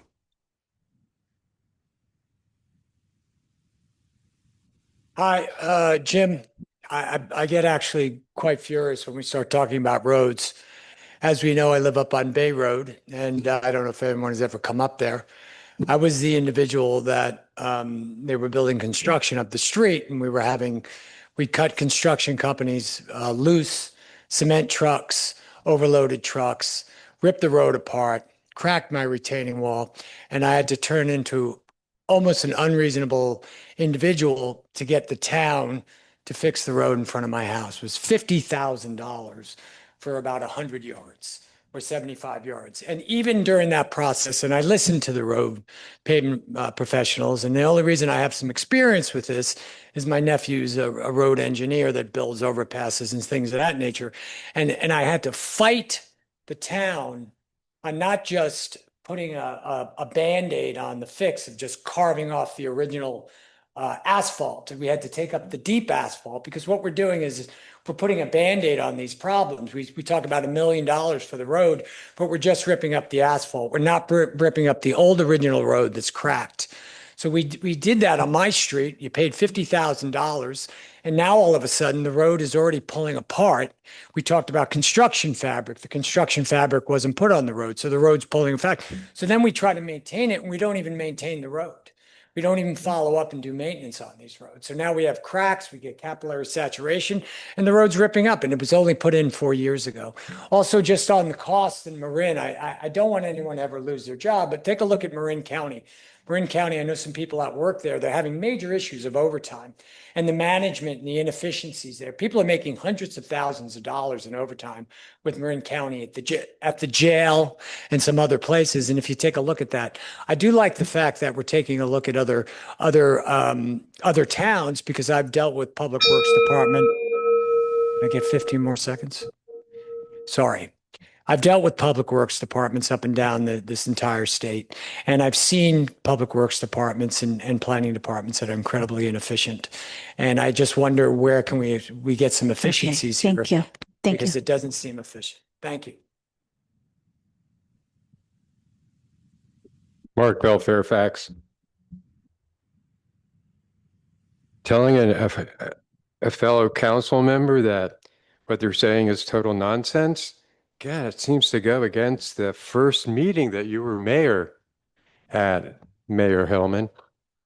As far as the road bond, it was going to cover 22%, and the interest was going to be way more than what the road bond was. You could have done a straight assessment. You could have raised the sales tax 0.25%, dedicated only to roads, made a couple of cuts here and there. You would have had 6 million. Excuse me, you would have had 3 million a year for 6 years, $18 million cash, no interest. You didn't want to hear about it. On the good news, you have record property taxes coming in. Record property taxes. Where does it all go? Why didn't you do, for example, 2 sales tax measures, 1.75% like it was, and then 1.25% dedicated only for the roads? Yeah, you would have needed 67%, but you would have gotten it. So now you're jeopardizing the whole thing, going for a 1% sales tax that's only going into the general fund. Where has all that money gone in the past? One wonders. You raised taxes just a few months ago to fill a vacant police position, and now you're talking about cutting 4 police positions? What? I don't know. If you have a town manager, aren't you supposed to manage? Why don't you look at giving some tax relief to the people of Fairfax by exiting Flood Plan 9? Because it's done nothing. That's another source of revenue that could go into roads that people would be more than happy to have go there. Thank you.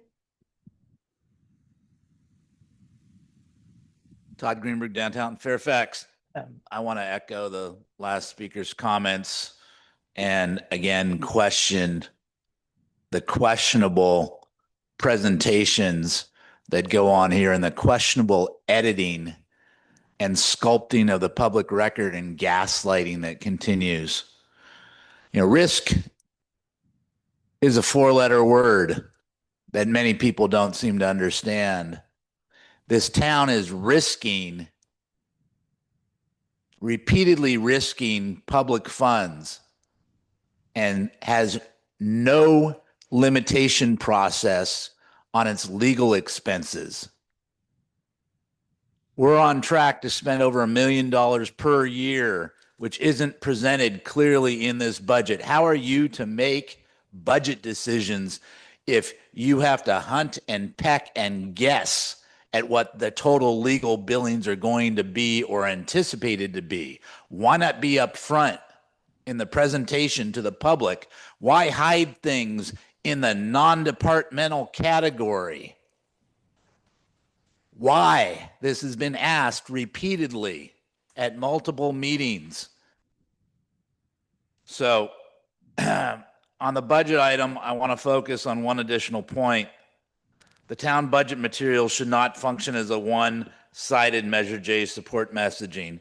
The concern is not that staff may explain fiscal conditions. The concern is that the town's official April 2nd framing, now apparently tonight's continued framing, presents Measure J passage as the baseline and non-passage as the adverse or worst case scenario. This matters because once official staff reports, official presentations, and town paid departmental speakers all reinforce the same post versus failure narrative, the process stops looking neutral. Thank you. Anyone else in the room wish to speak? Are there any hands raised, Christine? We have 2 raised hands on Zoom. The first speaker is PJ, followed by Jane. PJ, you are unmuted. You may now unmute yourself. Thank you. Yeah, it's shocking to hear many of the comments. I don't know if people are just trying to obfuscate or just ignorant about how public governance works. I mean, comparing how private businesses run versus government agencies is like comparing apples to chocolate milk. Businesses generally set their prices at what they think will allow them to operate their business on an ongoing basis, but towns can't do that.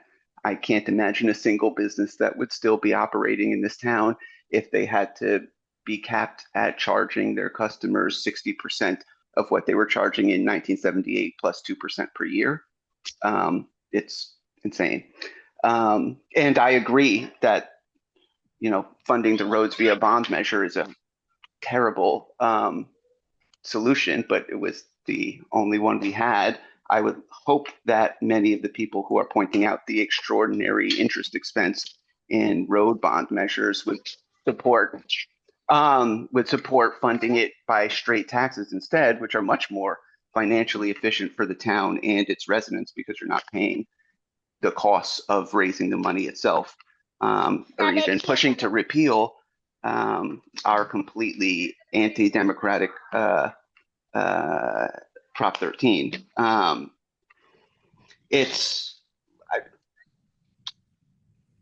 We're hiring more people because we're losing experienced staff, and you need more people, more inexperienced people to do the same job as experienced people. This is because wages have been stagnating for many decades now, and much more severely in the public sector than in the private sector. So we're just losing experienced people and having to get more bodies to fill it up. I'd hope that we try and do our best to retain our staff, our experienced staff, to avoid that issue and keep Thank costs you. down.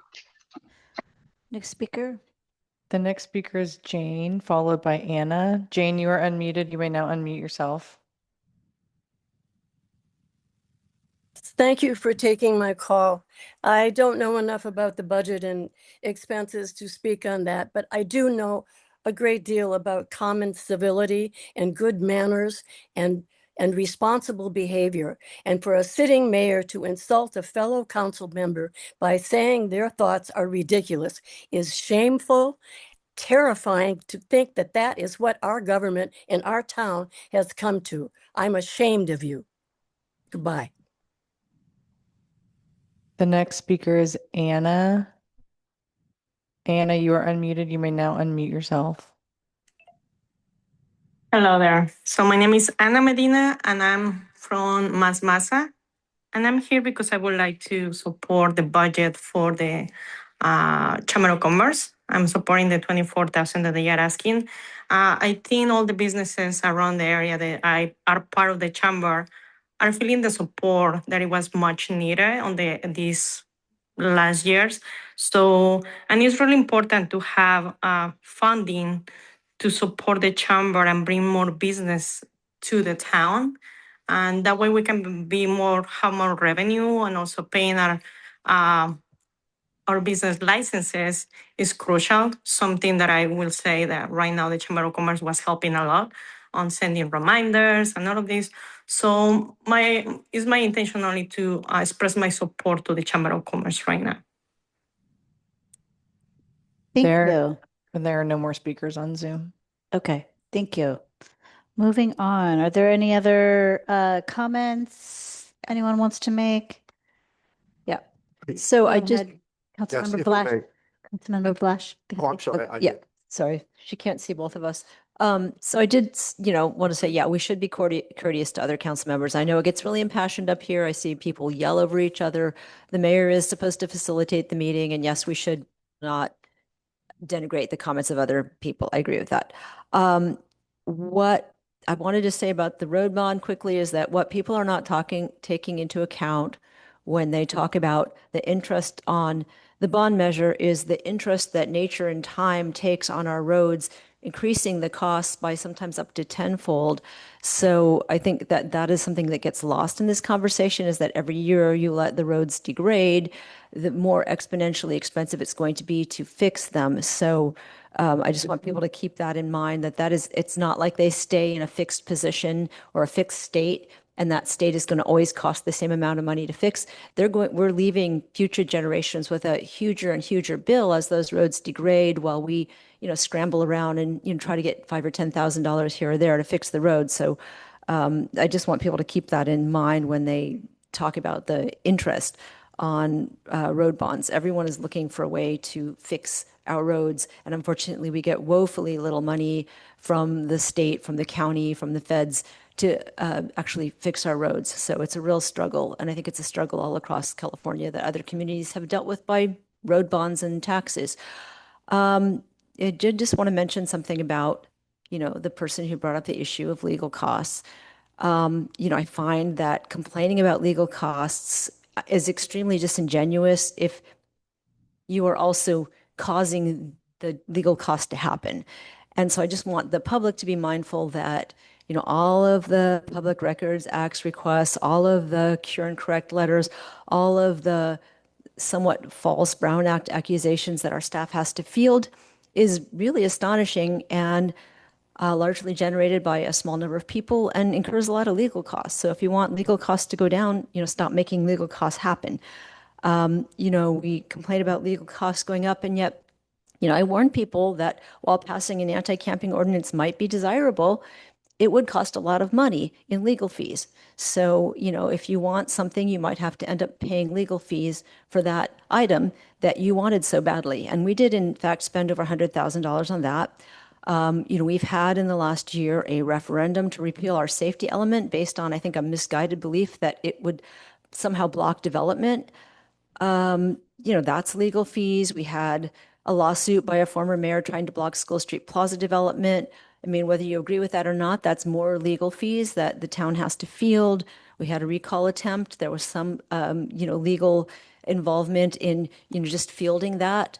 We have people ignore town building codes, sign regulations, permitting laws, and then they sue when they're called on it. So if you want to see lower legal fees, stop causing legal expenses. That's the message that I have. That's all I want to say for now. But, some of the complaints, I just really want people to think twice about like what they're asking for, what they're saying. I did finally also want to say that I would love to see more funding for the chamber and for our Park and Rec department if we can potentially do it. I'm not sure we're in a place right now where we can do it. I know we wanted to increase the amount of money for the chamber from what it was previously. I'm not sure anyone's going for the 24K that they're asking for. It's something that I'd love to give, but I'm not sure we're at a place in our budget process and sort of pending issue around a possible loss of tax income where we can do it. But I'm open to discussing that in the future. Thank you for your thoughtful comments. Go ahead, Frank. Sure, thank you. Todd Greenberg mentioned the legal costs, and I should point out in tonight's monthly budget report by our finance officer, we now have a page on legal. It breaks it out, the different legal firms bills that we're paying. And folks can see exactly how much. I think it's a little over 800,000 for the first 8 months of the year. So it's on the very last page. It's connected. So that's a step in the right direction. And I'd like to see us set up a road fund the same way we set up a legal fund. We get motor vehicle and lieu funds from the state. We get state gas tax. We get $77,000 a year from the garbage company for truck impact fees, or other truck impact fees. I think if we set up a road fund like we have a legal fund, just for folks to see how much goes in and how much goes out, I think it would be very helpful for our community to see a road fund. It's in some manner or fashion. Don't we have a road fund delineated in the budget, or is this something different that you're asking about? We have a road fund in General Fund 9, and we designate that revenues that come in from road impact fees and road opening fees be in that fund. That's because there's a nexus between what's being charged to the person who's getting a permit With other fees, there's other reasons why those fees are charged. We might get vehicle license fees in order to pay for police enforcement. There's lots of other reasons that it could be there other than just roads. So that's why it's in the general fund, is because it hasn't been designated or isn't collected specifically because of road damage. No, I'm talking about the funds that come in specifically as a result of vehicles, motor vehicle in lieu, the gas tax, et cetera, showing them all coming into a road fund, and then it can be distributed. He's saying centralize all of the revenues related to, yeah. To road impact fees, et cetera. Just show up in a road fund. Doesn't matter if it goes to partially running the street department for employees, et cetera, but we know how much comes in for roads. And we can see then where it goes out. You know, as far as Sir Francis Drake Boulevard, that's the old Route 17, and it was taking the traffic from the Richmond Santa Fe Bridge to West Marin. I was going through some of my old stuff here, and I'll get it for you. Copies of the proposal for Route 17 that came through Fairfax. It was elevated. It was an elevated roadway, and the photos are unbelievable. I hadn't looked at them in a long time, and I just ran across them trying to clean up my garage there. But you know, the Route 17 was going to come up elevated along Center Boulevard, sweep over the then Lucky store, and run up against the hill and over the businesses of downtown Fairfax to get out to West Marin. That was the state's proposal at one time. So it seems that the state thinks that road is necessary. Maybe they ought to be paying for some of the costs to move people from Highway 101 out to West Marin. You know, it's a huge recreational area, and the traffic's unbelievable, and all the responsibilities put on Fairfax for maintaining that road. We need to get some state and federal funds for that road. I thought you had done some outreach related to that. I did not hear back from our assembly member. Oh, okay. Well, maybe you can follow up. So I just I want will to, take that when I go to Sacramento. I just Okay. want to add one quick thing.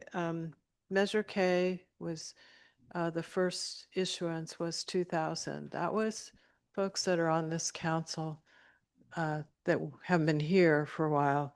And I'd like to see something in the future. So it's 26 years later, and it was initially supposed to be 6.8 million, not supposed to deal with all the roads. I think the total amount was about 6 million that was issued. I'd like to see what we paid for our 6 million 26 years later, and we won't finish paying off until August 2027. So that's It's debt just the way the service. vehicle works, right? Yeah, I mean, it's just interesting. So I'd like to see that at some point. Maybe at the next meeting you can bring that. Thank you. Yeah, Yes, I'd like thank to you. see that too. It's a really, and I apologize for getting testy with you, Mike, but I think what I take offense to is our hardworking staff is not doing anything nefarious, and there's no inappropriate spending. There's just not enough money to go around. And moving furniture around at Station 21 is deeply offensive to me and the several members of our staff and fire services organizations that have been working on this for months and months and years. It's inappropriate commentary that I reacted to, but I do apologize. And That's an apology. saying I apologize. The way you stated that. I that's an take apology. offense, and I reacted to remarks that were First of all, disrespectful to our just so staff. you know, I never said anything bad about the staff. I think it's more us. Well, you were I think you were it's the policy- challenging the I think- breakdown of the CIP. I challenged the policymakers. I challenged this board. I challenged government in general who's making these decisions Got it. that are totally inappropriate. So we're here right now. You're a policymaker now. What do you want to do differently? I've been saying it all year long, but you're not. Well, what's the listening. specific I've said it change? almost at every meeting. What do you want to do? Well, I can tell you right now, the 25% increase just in general in government employees, I bet you that's happening here too. In fact, I know it is. if you go back to when we passed the first bond measure, I always said I wouldn't be against a bond measure necessarily, but not until we've become more efficient. And I don't believe we're at that efficiency level. Well, I would like to see some evidence of the efficiency or lack of efficiency before I've I been saying it all read. year No, long. no, I'm just going to say, I don't see any actual evidence. And I think we watched what's happened at the federal government. They've made massive staffing cuts with no evidence that what they're doing is making it more efficient. So if we are going to make the staffing cuts and the sorts of cuts you'd like to see, I'd like to see some actual evidence of why it's not efficient as it is and what would be more efficient. And that's all I'm saying. I'd love to see that. So if you can make that argument, you might gain And some. quite frankly, we were very efficient years before when we didn't have a Department of Public Works director and nothing got done. Not enough got done, and the roads decayed. And, now we're all paying for it. So let's move on. I don't have any other clarification. I thank you for the good work. Go ahead, Barbara. Do you have any? I just want us to move on to the bridge preventative maintenance program. I know we have somebody here from the community who's interested. So I'd like to move on to number 2. Oh, you're saying on the agenda? Yes. Okay, so we just receive and we're done. And the next time we are reviewing this is May 6th. May 6th. And then we have one more opportunity after that, or is that when we hope to approve it? We would like the council to approve it on June 3rd. And if not, it would have to be approved July 1. Great. Okay, moving on to Bridge Preventative Maintenance Program. And I want to note that I hope people appreciate the council because this is like a reading on this. So we were all studied hard this weekend.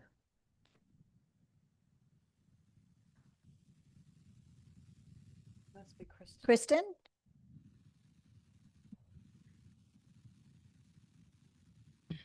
Thanks, Michael.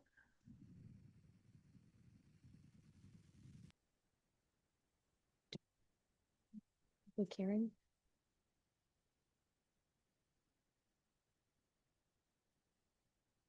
Can I ask, are these slides posted on the website for the public as well? Thank Yes, you. the slides are posted, and then if we could have the mayor open the public hearing at the appropriate time. Which would be after the presentation or right now? Janet. Right now is great. Okay, let's open the public hearing related to Bridge Preventative Maintenance Program. Thank you. Hi, I'm Kristen Arnold, Public Works. I'll be giving the presentation for this tonight. I also have Nodder from MGE, who's our designer and engineer, our design engineer and project manager. Justin from WRA, who's our environmental consultant on the project. And Sarah Osowitz from BBK Law, who provided legal review for the environmental process.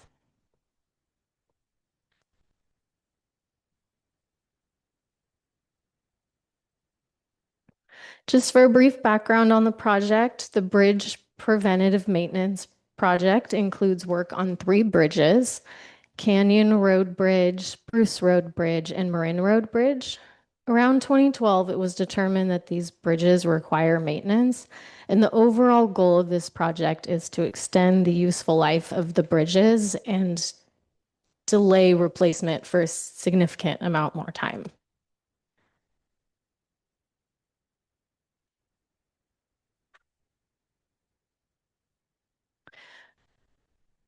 So Canyon Road Bridge requires replacing one wing wall and repairing another, sealing the cracks in the bridge deck, and some minor repairs to the fish ladder. The fish ladder repairs are federal requirements from the National Marine Fisheries Service and were passed down from Caltrans to the town and are requirements for the project to receive reimbursement from federal funds. Could you tell us, if you look at that picture, what is a wing wall? So Can you see the base of the redwood trees? So the one of the wing walls for this bridge is right under the base of that redwood tree, and it's actually just stacks of concrete. And there's a bit of a gap behind it. So we'll be fixing that, and then also kind of a similar situation on the other side. Although the other side is, I don't believe, is stacks of concrete, so they're a little bit Okay, different, thank you. but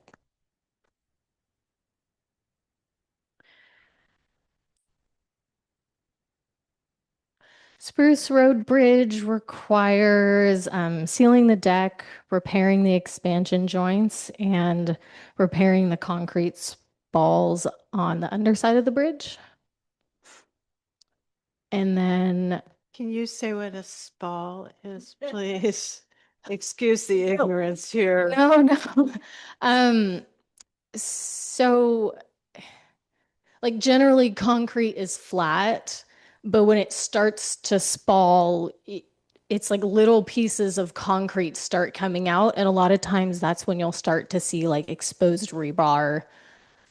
So it's kind of breaking off. Yes. Yeah. Okay. It's concrete that's breaking. Yeah. All right, That's much better. let's use terms for some of us more ignorant folks.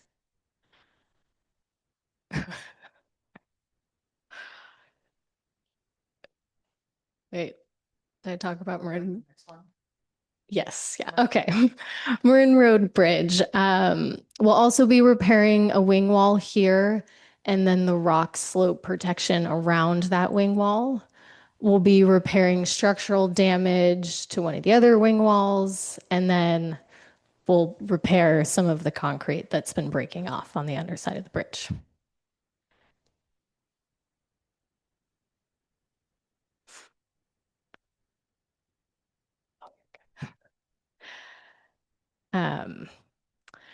So I'm going to try to simply explain the CEQA process.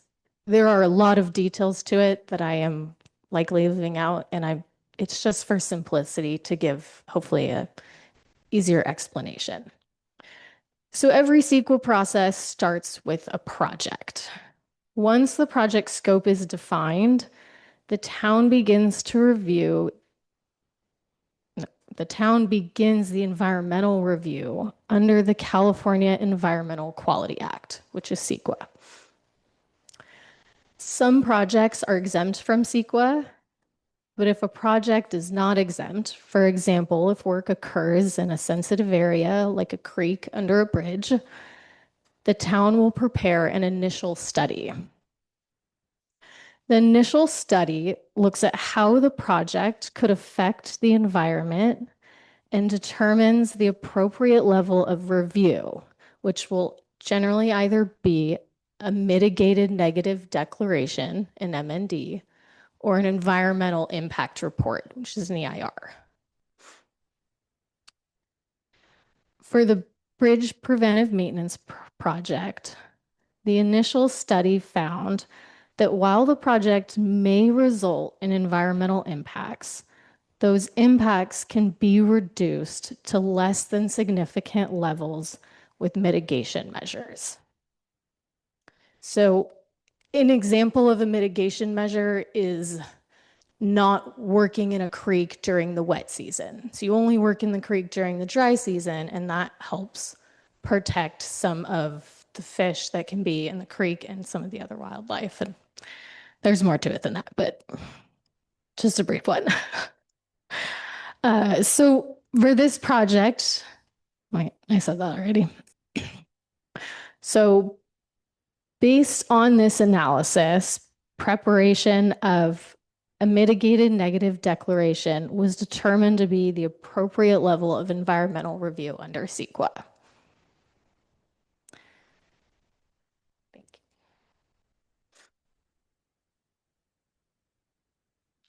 So the initial study determined the project may result in environmental impacts in the following categories: air quality, biological resources, cultural resources, geology and soils, hydrology and water quality, noise, and tribal cultural resources.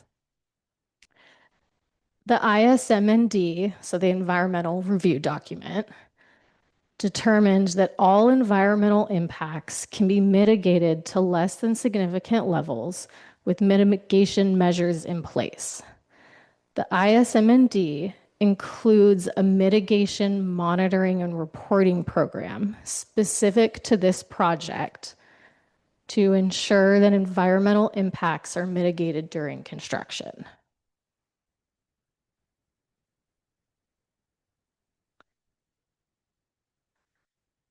One of the important pieces of the CEQA process is providing the public an opportunity to review and comment on the process before it's adopted by council.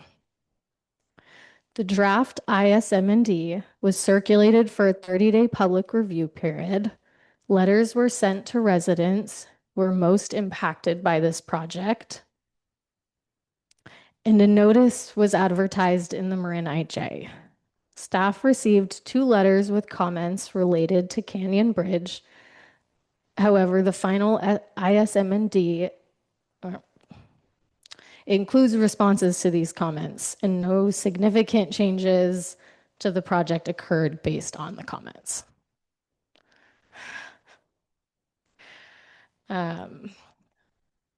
So to close this out, our determination from the ISMND environmental review process is that all potentially significant impacts can be mitigated to a less than significant level.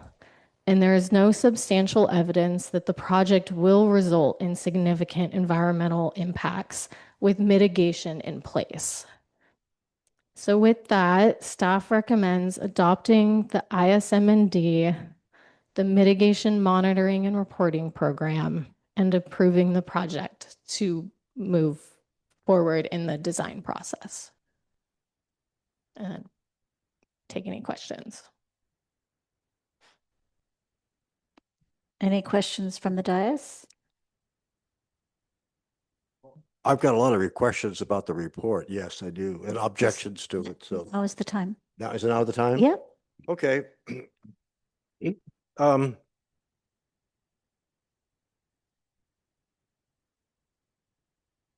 I was there when they installed the 2 fish ladders, one at Canyon Road Bridge and one at the Pass Story Bridge. And we had great hopes those fish ladders would work. I've never seen, in all the years that I've been observing those fish ladders, that's got to be what, 35 years at least. I've never seen a spawner use those fish ladders. I consider those ladders salmon killers, flat out. They don't work, never have worked. You know, we had big hopes for them, but they don't work. We do much better with just some ponds working up at that location on Canyon Road. Throughout the report, you read that, well, there's no longer steelhead or coho in Fairfax Creek, and there's no longer coho in San Anselmo Creek. But the report says we've been advised that there's steelhead there. So WRA was the firm that started with the Manaway Bridge project back in 2013, and over a 3-year study, they never saw a salmon in that creek there, steelhead in that creek, when in fact we have photos of a lot of steelhead in San Anselmo Creek for sure. Back to the Canyon Road Bridge, there's a lot of concrete slabs down below the fish ladder, kind of in the creek there.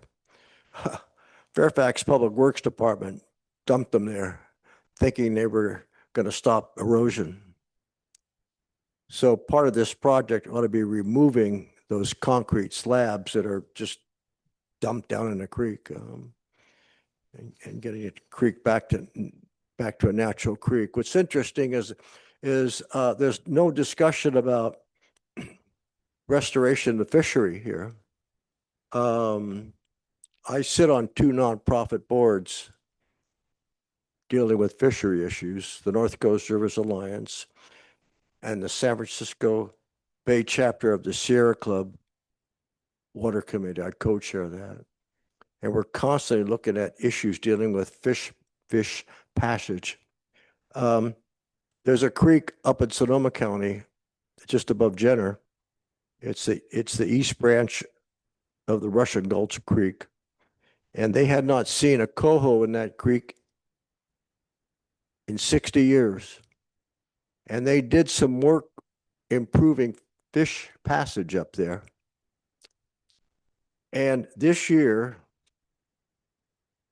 they ended up doing a survey in the creek, and they found literally hundreds of coho and steelhead fry in the creek, the first time in 60 years. So it shows what a community can do if it's serious about restoring a fishery. I've got a photo of my daughter in 1967 with a coho and 5 steelhead she caught in Fairfax Creek before Village West was put in there. So at one time, Fairfax Creek had an anadromous fishery. It had coho in it and it had steelhead in it. And these reports say, well, you don't have to worry about them anymore. They're gone. Well, they're gone because where Fairfax Creek empties into San Anselmo Creek, it's gouged out a huge cavity. And there's about a 4.5-foot drop there. And so it's an impediment to spawners to get up there. It's interesting that the Fish and Wildlife don't seem to be too encouraging about protecting salmonellas in the upper Cortadera Creek watershed. But there's an opportunity here to do that. We can look at fixing that connector to Fairfax Creek so at least steelhead could get back up in there. What does that mean, fixing? I'm sorry, where is it? No, what do you mean fixing? Well, I think maybe if we could get a crane to drop some boulders in that creek where that Fairfax Creek dumps into San Anselmo Creek and raise that level so that so there's not a big, huge pond where they have to jump to get up to Fairfax Creek. It's an impediment to fish passage. You know, I mean, we do litigation all the time with public agencies that have dams to try to get fish passage on the dams. We've been talking about that for some dams here in Marin, especially Seeger Dam at Nicasio Reservoir. So this is just an opportunity to address those issues. And here's something interesting that I found out at the last Ross Valley Flood Zone 9 meeting, that any work we do in the creek on bridges cannot raise the water level below the work. It's called water raise. At first, we thought there was not a big problem, but it turns out FEMA set those regulations some time back. And the Ross Valley Flood Zone 9, they say we spent 50,000. I figure we spent close to 70,000 so far. And some projects have now been canceled, the last projects, because if the projects are completed, it's going to raise the water level below the project. I had asked county staff, I said, well, what about Fairfax? Fairfax is working on bridges. And they said Fairfax has the same FEMA conditions on any work in the creek that the county has in San Anselmo, Ross Valley Flood Zone 9.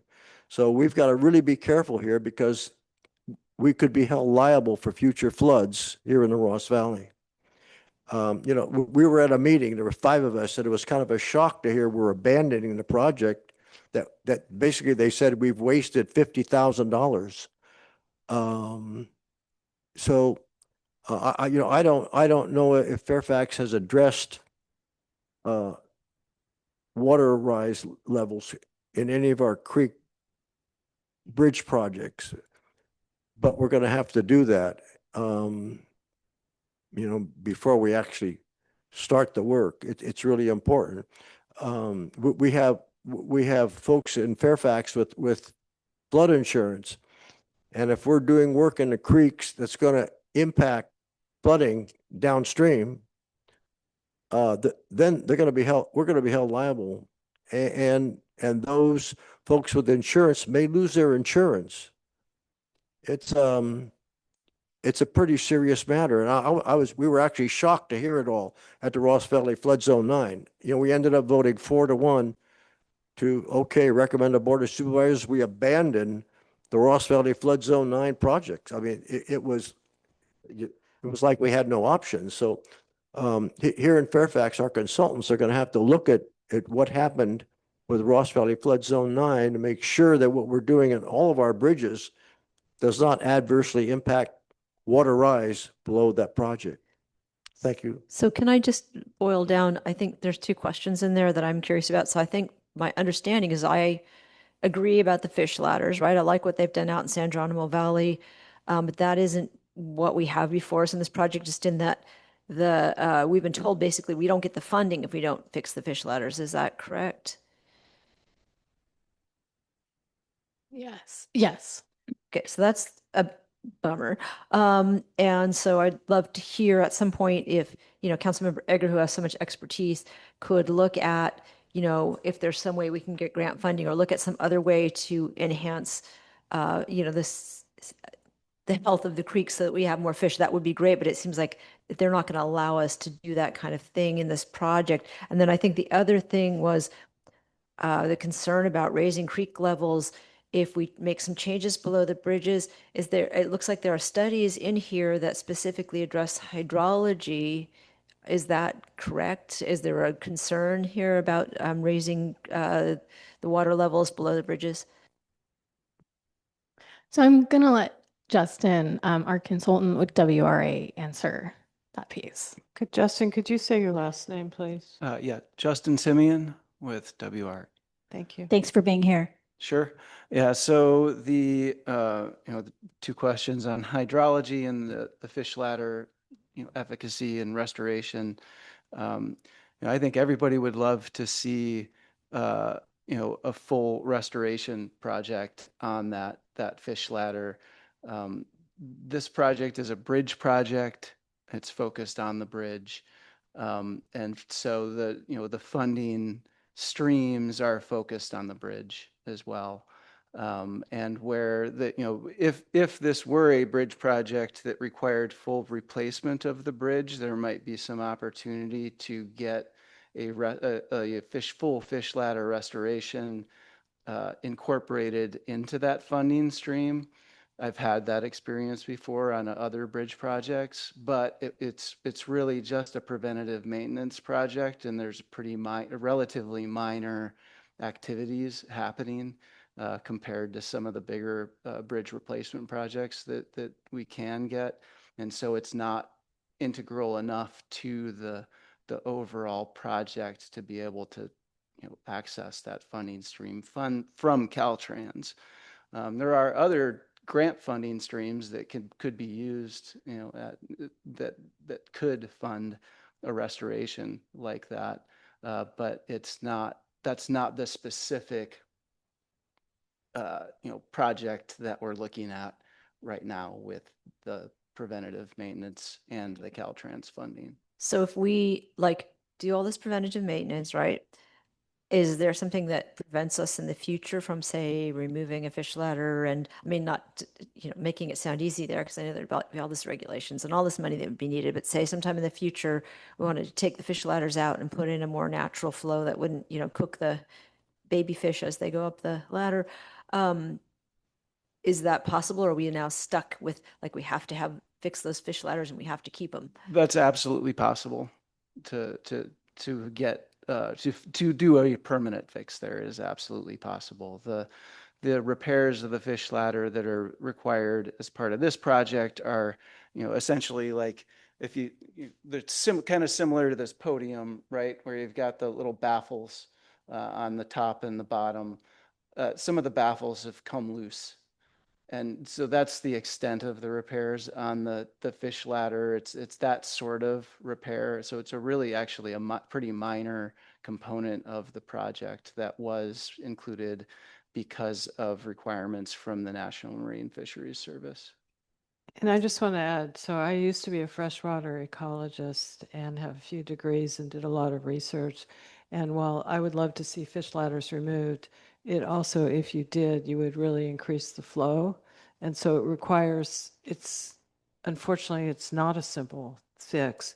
So like you say, we're looking at a bridge preventative maintenance program. And when I first saw the fish ladders, I thought, ooh, we're actually fixing them.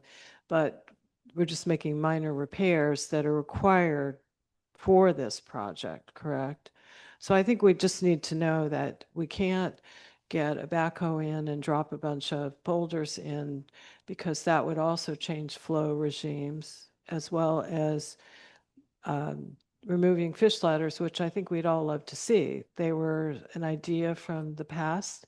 That was not a good idea. So thanks. I don't have any questions. I just wanted to add that. Yeah, and then just to circle back on the hydraulics, each of the bridges for the designs for each of the bridges underwent a location hydraulic study. That's the specific type of study that is performed to address the question about raising flood levels.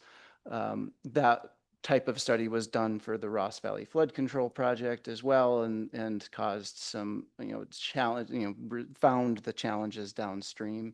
It's the same type of study that was done for each of these bridge projects, and to put it simply, the projects came back with a clean bill of health from those studies, meaning that they're not increasing flood levels.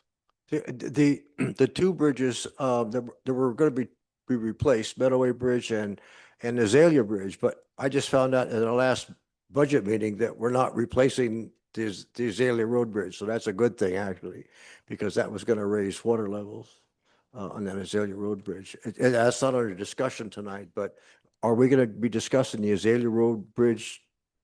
Is that later on in this, or are we discussing it tonight? Not tonight. It's not on the agenda. Okay.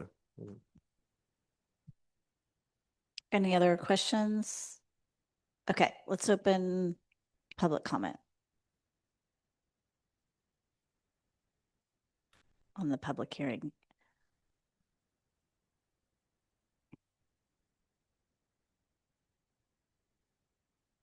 Hi, Todd Greenberg. I want to just reiterate concern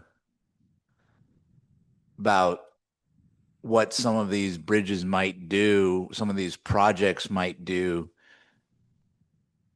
to the velocity of the water flows, whether it affects fish or, more importantly, as is my recurring theme here, how much liability it creates for the town of Fairfax because of potential flooding that will occur because of the increased velocity of water to downstream homes. This has been a major concern that resulted in the disbanding or future near-term disbanding of Flood District 9 and San Anselmo pulling out of it. So if velocity is being increased by the water and this increases flooding risk of downstream homes, that needs to be mitigated, and the town needs to quantify its legal exposure by not doing so. Thank you.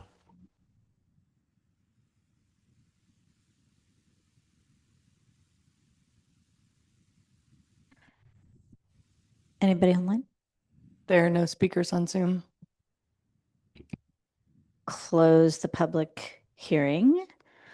And if there's any other deliberations, or I'm ready to make a motion. Entertain a motion. I'd like to make a motion to adopt the resolution adopting the California Environmental Quality Act, CEQA final initial study and mitigated negative declaration IS/MND and Mitigation Monitoring and Reporting Program, MMRP, for the proposed bridge preventive maintenance project, BPMP, I love the acronyms, and approve the BPMP. In a second. We have a motion from Councilmember Kohler and a second from Councilmember Blash. Councilmember Blash, Yes. Councilmember Garangeli, Yes. Councilmember Kohler, Yes. Vice Mayor Ager, No. Mayor Hellman. Yes. Thank you both. Thank you for keeping us compliant. Thank you for keeping momentum on these efforts. Appreciate it. Thanks for being here. Yeah, let's take a quick break and we'll resume in 5 after the hour. Okay. We are still on the regular agenda. We are on item 3, which is accessory dwelling unit and junior accessory dwelling unit ordinance. This is a public hearing to introduce and read by title only an ordinance to amend chapter 17.048 of the Fairfax Town Code to comply with recent changes in state law. CEQA statutorily exempt under California Public Resource Code, section 21080.17. CEQA does not apply to the adoption of an ordinance by a jurisdiction implementing the provisions of Article 2 of Chapter 13 of Division 1 of Title 7 of the Government Code, which is California's ADU law as defined by Section 66313.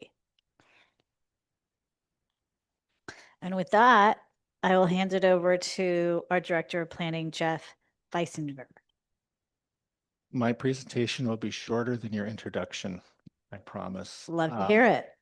Because you've already essentially adopted this in January as an urgency ordinance. And so, and I'll just point out just a couple places where it's changed. And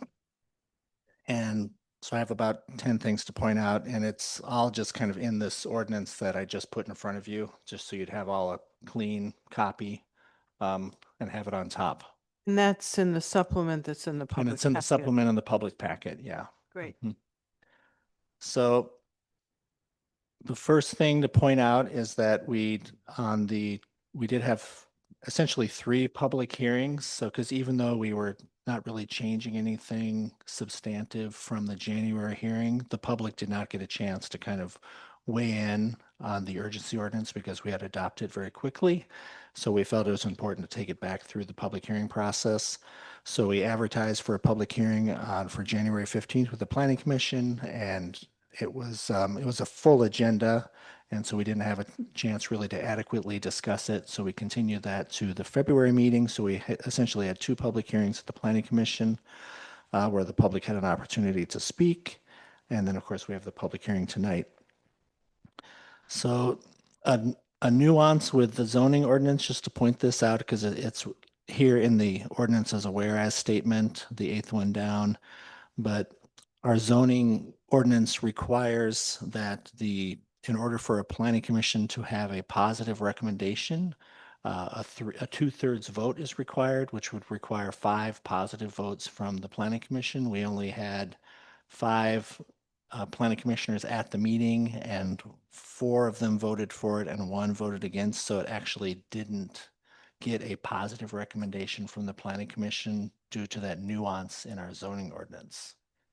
And so that's recognized in this. That's one thing actually that staff would probably recommend changing in the future because it's very unusual and doesn't really accomplish anything besides result in negative recommendations when it's actually a positive. You're saying it's odd to have that requirement? Yeah, that's a very unusual requirement. I've never seen that before in any other zoning. And the requirement is to have 5 people, not just majority Correct. To have 2/3 vote for a positive recommendation to come out of the planning commission. Okay. So Mhm. 2/3 of members present No, of the total of the the body. of the total. Yeah. So anyway, that may be coming back to you in the future just as a code cleanup item, just because it is unusual. The and we also, the reason that you're also getting a clean version of this, we added a statement at the bottom of the first page, which is the foregoing ordinance was introduced at a regular meeting of the Town of Fairfax Town Council, which is tonight, just to recognize that it's introduced tonight, and then there's a second reading for adoption, which will likely occur at your next meeting. And so that's why it's blank on the second page. The other things to point out, just the highlights here, the Planning Commission did have a good idea, even though they didn't technically recommend it. Staff kind of took the idea and put it into the council version of the ordinance, a definition of interior livable space, because the size of JADUs and ADUs are now based on the usable interior space of the unit. So it's kind of a unique way to calculate allowable square footage. So we added a definition of interior livable space to help with clarity. Also, just to point out on page 3 of 14, the incentive program does live on as a kind of the 50% reduction in fees to encourage residents to legalize or create accessory dwelling units. And that was extended to 2036, and you did that back in January, so we just carried that forward into this. And this But was also said no penalties for Correct. people legalizing units. Correct. Yes, that is in here as well. The other thing that was done in January, but just to point it out again, is we do have kind of new, more aggressive permit processing times that we have to follow for ADUs. There's a 15-day period to determine completeness and a 60-day period to approve or deny an ADU. So that's like half of what it is for any other project. So they're really trying to promote ADUs, and currently we don't have issues dealing with those timelines. The other significant change is on page 7 of 14. It's a rental term, and this is specifically a state law that doesn't allow any jurisdiction in the state to rent a JADU as a short-term rental. So this is a slight conflict with our other sections of our zoning ordinance where we have provisions related to renting of JADUs and ADUs as short-term rentals. So we'll have to make a little code fix to address that discrepancy. But currently, so that 4 on page 7 of 14, kind of sub 4, rental term, no JADU may be rented for a term that is shorter than 31 days, and no ADU built after January 1st, 2020 may be rented for a term that is shorter than 31 days. So there's a difference between how JADUs and ADUs are treated. Okay, I only got a couple more here to point out.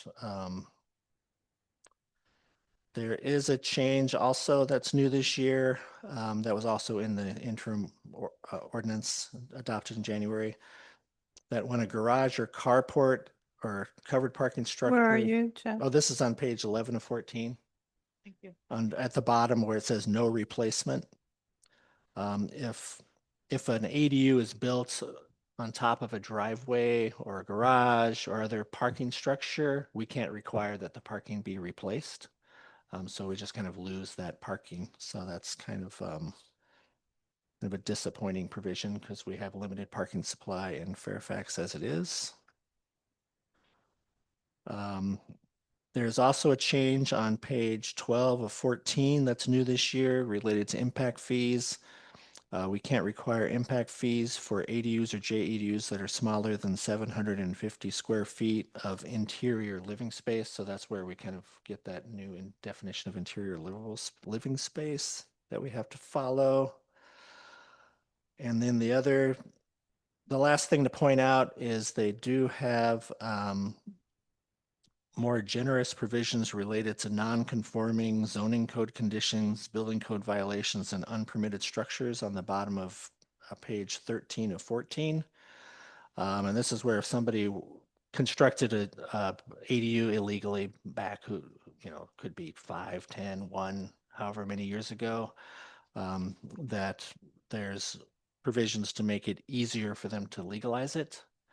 And then there's also new provisions that if a ADU is has non-conforming elements, like say the ceiling's a little bit too low, or it's in a setback, or there's some minor issue with it, which makes it not 100% compliant with the building code.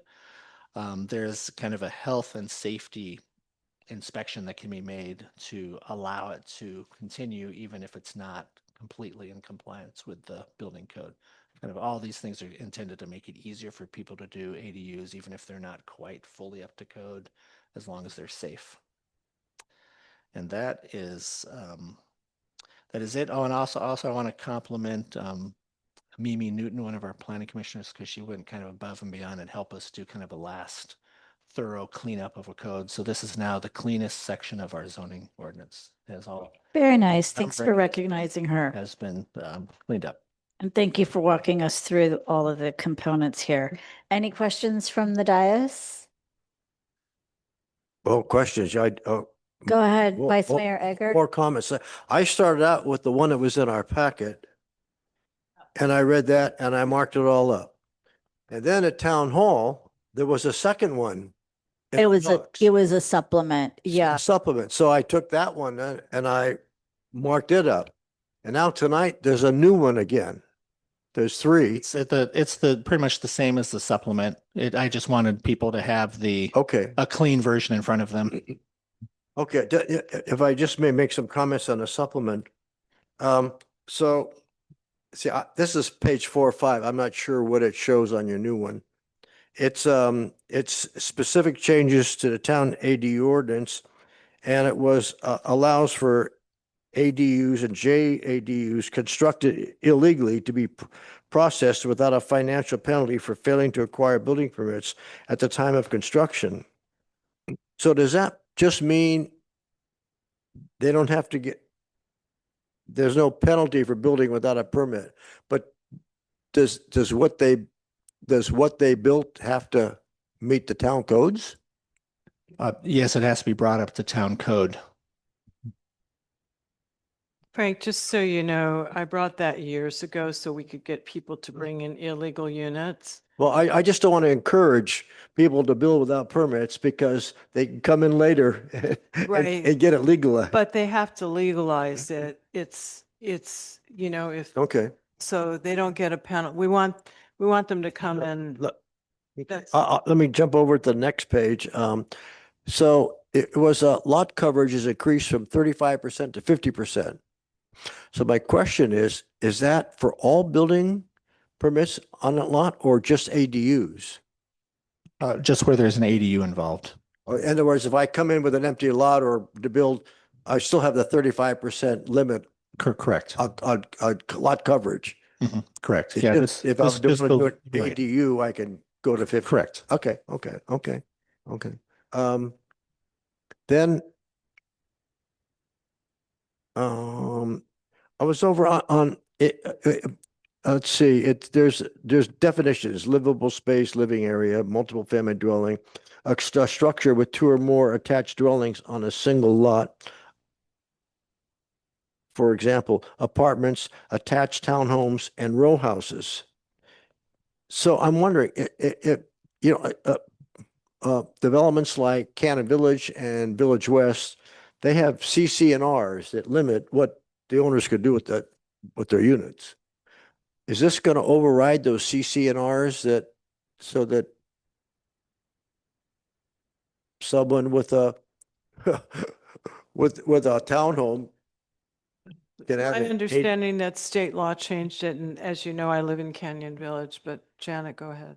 Well, in general, the law is what the law is, and CC&Rs are private agreements between individuals, and so the law remains the same. And you have your private agreement if you've agreed to something different, as long as it's not in conflict with the law, because you can't enter into an agreement in conflict with the law, then you can go ahead and enter into that agreement. But CCNRs and the law don't interact from our perspective. They do from probably from the homeowner's perspective.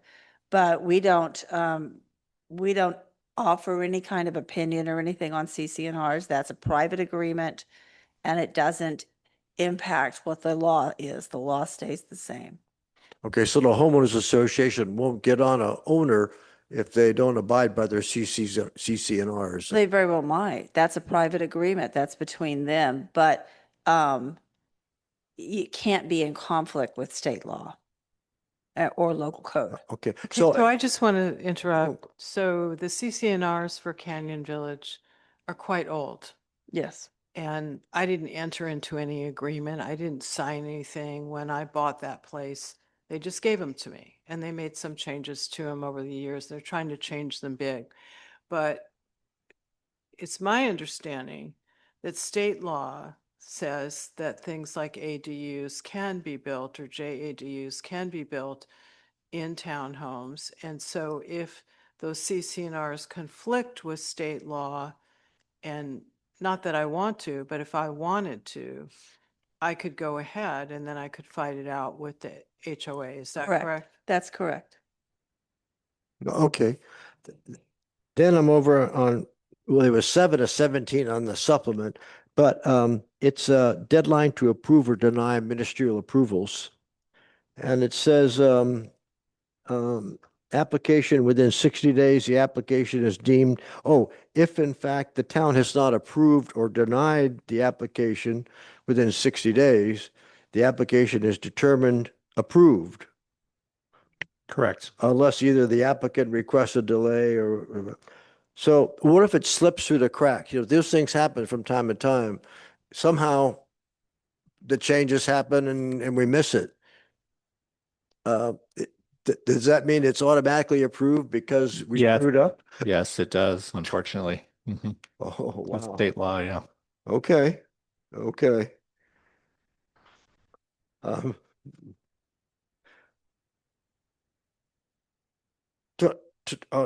talking about total square area, limited detached on lot with single family. Total floor area is 1,200 square feet or smaller based on interior livable space.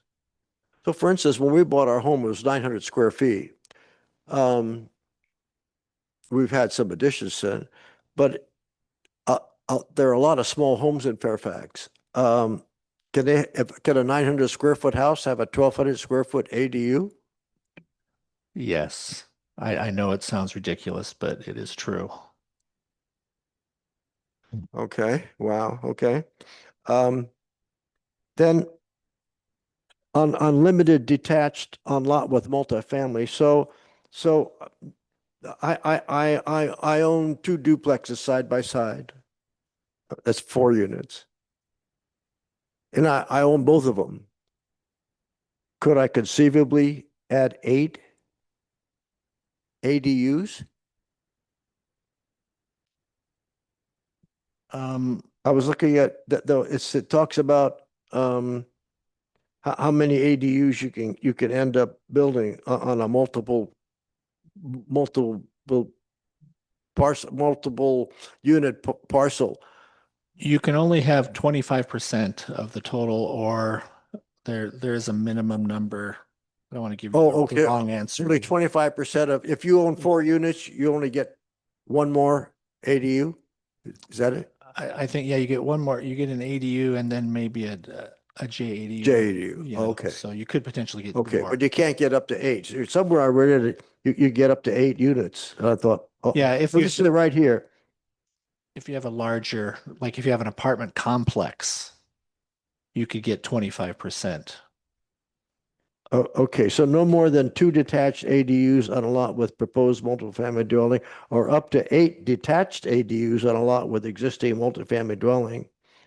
Well, is it any multifamily dwelling? You get 8 ADUs, or is it a percentage of the number of units that you actually have? Yeah, my understanding is that it's 25%. Okay, so is this a state law or did we? Yeah, this is the did we amend the state law?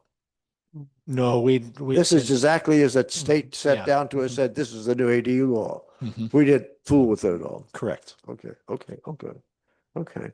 On fire sprinklers, if you're going to do an ADU or JEDU, if sprinklers are required for a primary residence, there's a lot of our primary residences that didn't require sprinklers when they were built, but today they would require sprinklers. Will that affect an ADU or JADU? Will they have to add sprinklers to everything or just the ADU? Well, if you're just adding a JADU or an ADU, you would not have to add fire sprinklers. Now, if you were doing like a 50% remodel, which would Oh, kick okay, in that would trigger it. That would trigger it, yeah. Okay, okay, okay, okay. Um, here we go. The ADU is located within architecturally and historically significant historic district. Fairfax doesn't have a historic element. Nope. So that doesn't apply. affect Fairfax. Even though we have a lot of historic old homes, Correct. it doesn't Yeah. affect us. Now, if you ever created a district, then it would apply, but So we would have to have like a historical element for that to be triggered in Fairfax. Yes, correct. Okay, okay. That's all. Thank you. Great. Anyone else before we open the public hearing? Okay, let's do it. Oh.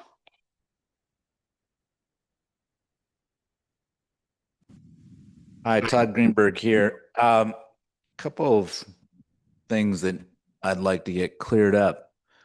One, the planning director was referring to 14 pages, yet agenda item at hand has 17 pages, and the supplement has 17 pages. So I'm sort of puzzled as to what he was referring to versus what we're looking at, because there seems to be some discrepancy.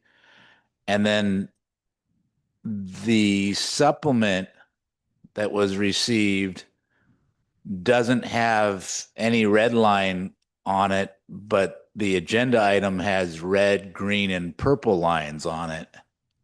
So I and other members of the public are probably having a hard time following exactly what was being referred to when.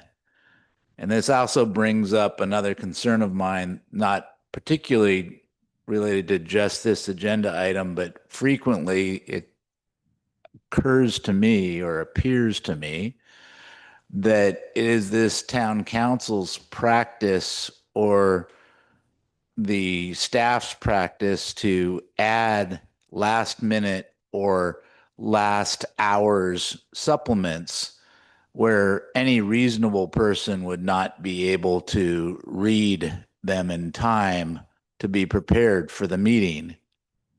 So that's all I want to point out is that this, in my opinion, should change, and supplements should be required to be posted at the same time that the rest of the meeting materials are so people can come prepared.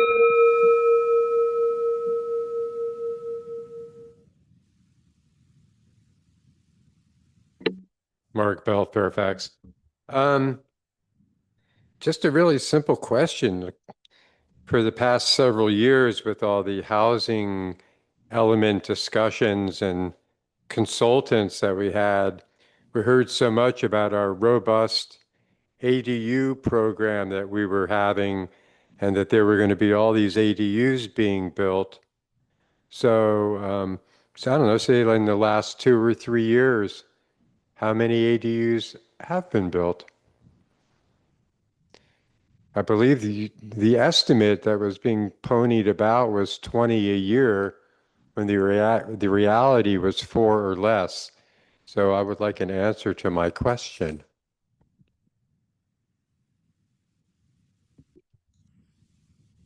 Are there any hands raised online? There are 2 hands on Zoom. All right. The first speaker is PJ, followed by PJ. PJ Pfeffer, you are unmuted. You may now unmute yourself.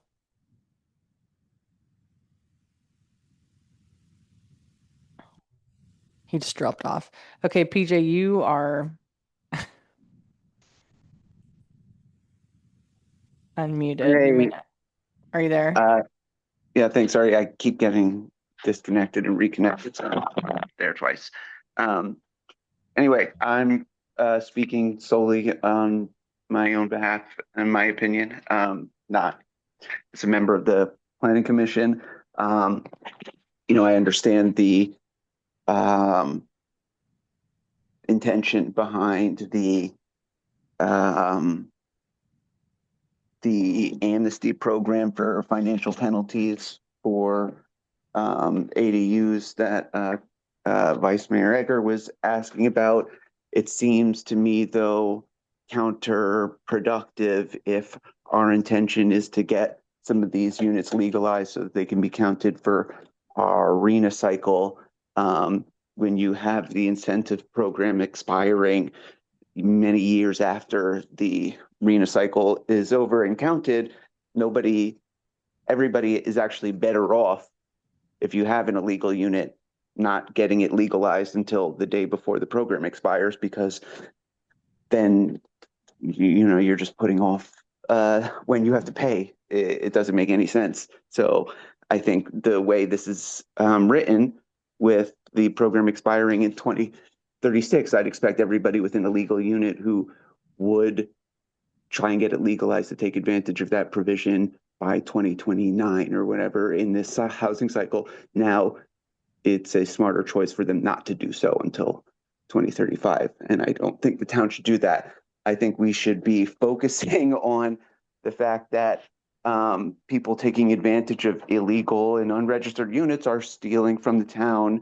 And this is just one area, but if you, and I know this is imperfect, but you get a ballpark, average the amount of total households that we have in our town versus the number that Vice Mayor Egger has said of off the books units we'd have, that's about $500,000 of property tax every year we're missing. There are no more speakers on Zoom. Yeah, although I do want to understand what the suggestion was there. I think he was suggesting that we not have this program extend so long. And I think I want to say that I brought this program several years ago. We know that a lot of folks in this town maybe they weren't called ADUs at the time, but they made units illegally without permits. And our goal is to get people to come in. To do these ADUs, either start off the right way or bring them in from the cold. And that was the intention. And I think we have brought some illegal units in from the cold. I don't think, and respectfully disagree with PJ, that people are going to wait till 2035. If they're not going to bring them in, they're not going to bring them in.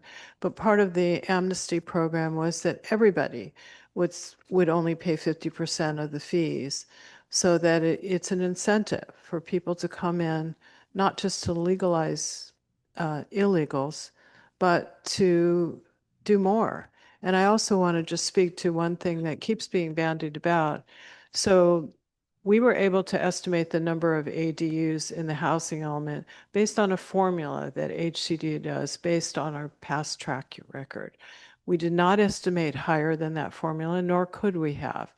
And the last meeting that we had, which was, I believe, the budget workshop, we actually had our report to HCD, which said the number of ADUs. So no, it's not at the numbers that we estimated, and we still have time, but we may not make them.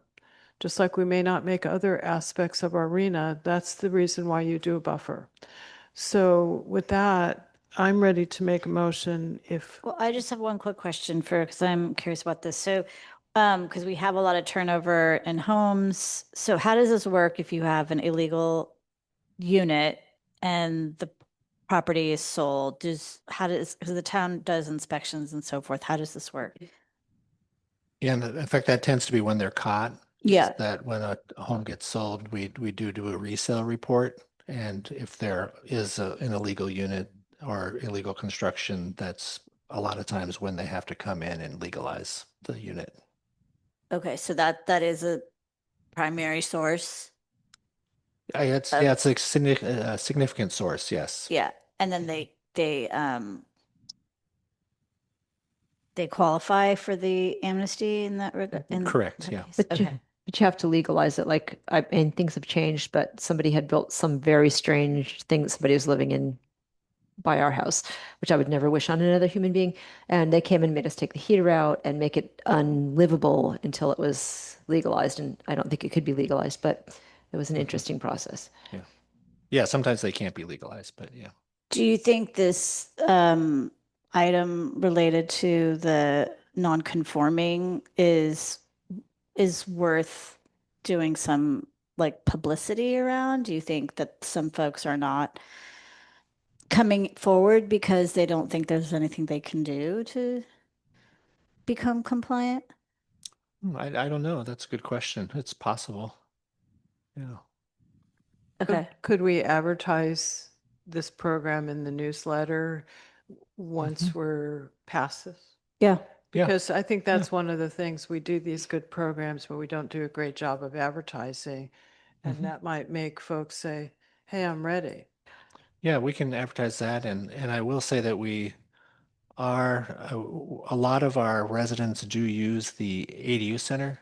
In fact, we're one of the top users of the ADU center. So there is a lot of interest from Fairfax residents in building ADUs. So we do have a lot of activity.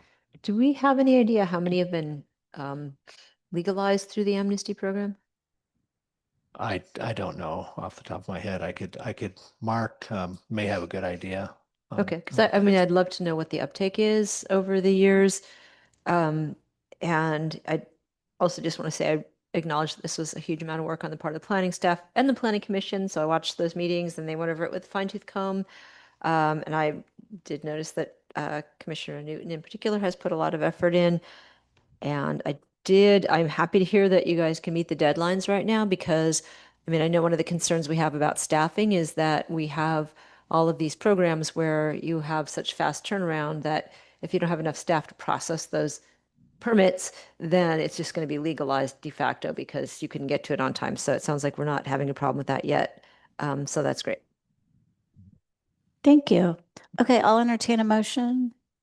Oh, Frank, did you want to speak? Well, no, I just wanted Make to, I haven't commented yet. So, about 30 years ago, we estimated about 300 undocumented second units in Fairfax. Our planning department had done some neighborhood surveys. Folks walked neighborhoods and just noted where second units were. We didn't go after them. We didn't do anything. We just wanted to find out how many undocumented second units were out there. And those number was about 300. One of the reasons folks don't want to come in and legalize their unit, even if it's all up to code, is because their taxes are going to go up. That's an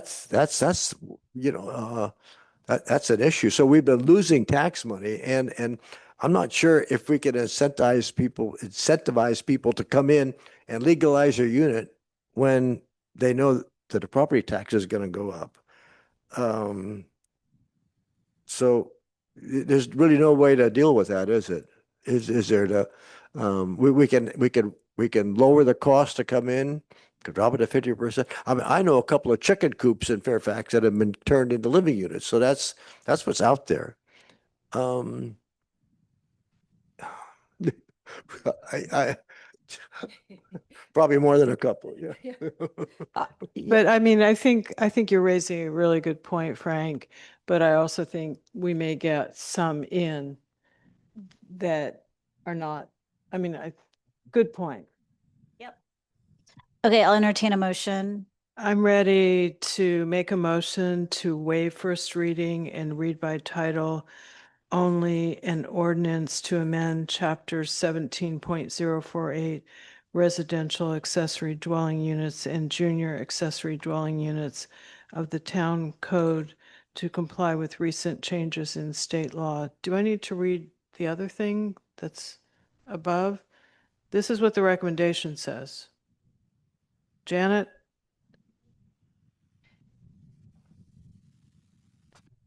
So it's fine? I didn't hear you. You're not speaking into the mic. I'm sorry. Yes, it's fine. Okay. Someone want a second? Can I get a second? Okay, I'm going to second it.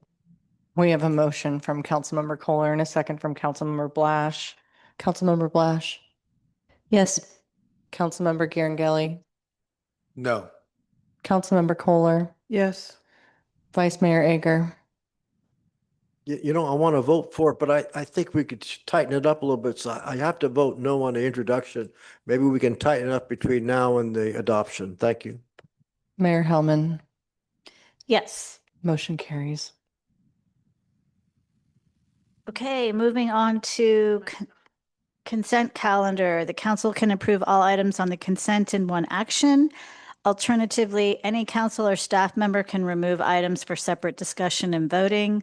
Public comments for consent calendar items are taken collectively, not item by item. During this period, speakers may address any item on the consent calendar, with each speaker allotted up to 2 minutes and limited to one comment session. Can I just make a comment? Sure. I would like to say thank you to Lisa Hellstrom for stepping up again to be reappointed to the Parks and Recreation Commission since Cece stepped off to move on to bigger and better things. Lisa has been amazing for all the years she's been there, and I think she's an excellent chair. Wonderful. Thank you. As far as pulling items, I like to pull E, F, and H. Okay. I wanted to comment, thank you again to Michael, who added that new page at the end of the financial statement, isolating and detailing our legal costs. Appreciate that very much. Okay, so we're gonna pull E, F, and H. And so I guess we'll take public comment on everything else right now.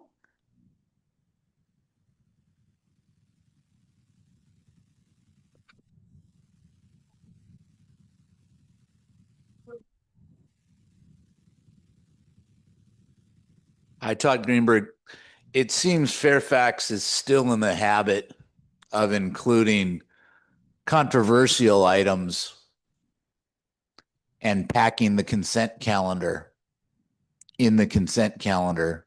A consent calendar is meant for non-controversial items.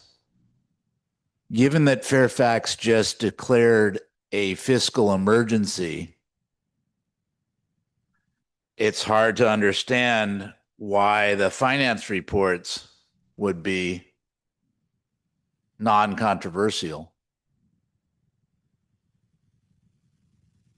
Given that the city of Berkeley spent a lot of money on their ban on gas, and Fairfax has already spent a lot of money on their ban on gas, and Berkeley lost in court even after going to appeals.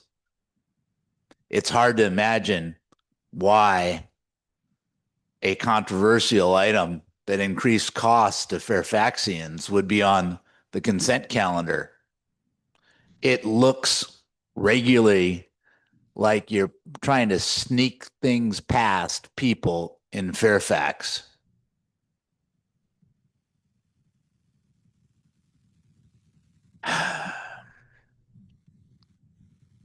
I think that's all I need to say aside from what's been pulled, and I'll address those items separately. Thank you.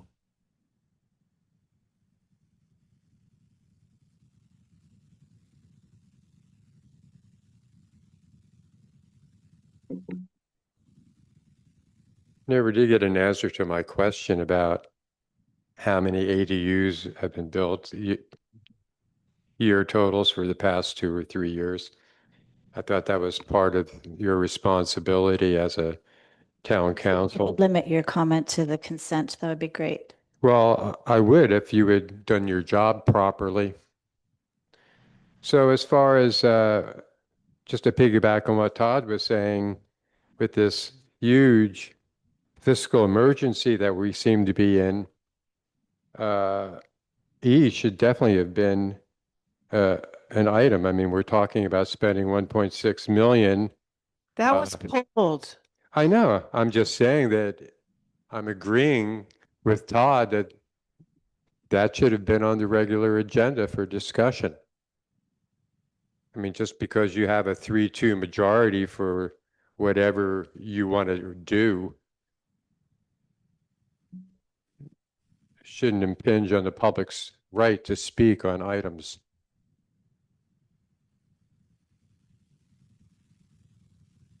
There are no speakers on Zoom. So I'll make Okay, a we will motion. close public comment on the consent calendar So- minus items E, F, and H. So I would like to make a motion to approve the rest of the consent calendar minus those E, F, and H. F, E, and I H. second. We have a motion from Councilmember Kohler and a second from Mayor Hellman. Councilmember Blash, Yes. Councilmember Garangelli, Yes. Councilmember Kohler, Yes. Vice Mayor Ager, Aye. Mayor Hellman. Yes. Okay, moving on to item E. It'll be quick. Hopefully, award construction contract for Fire Station 21.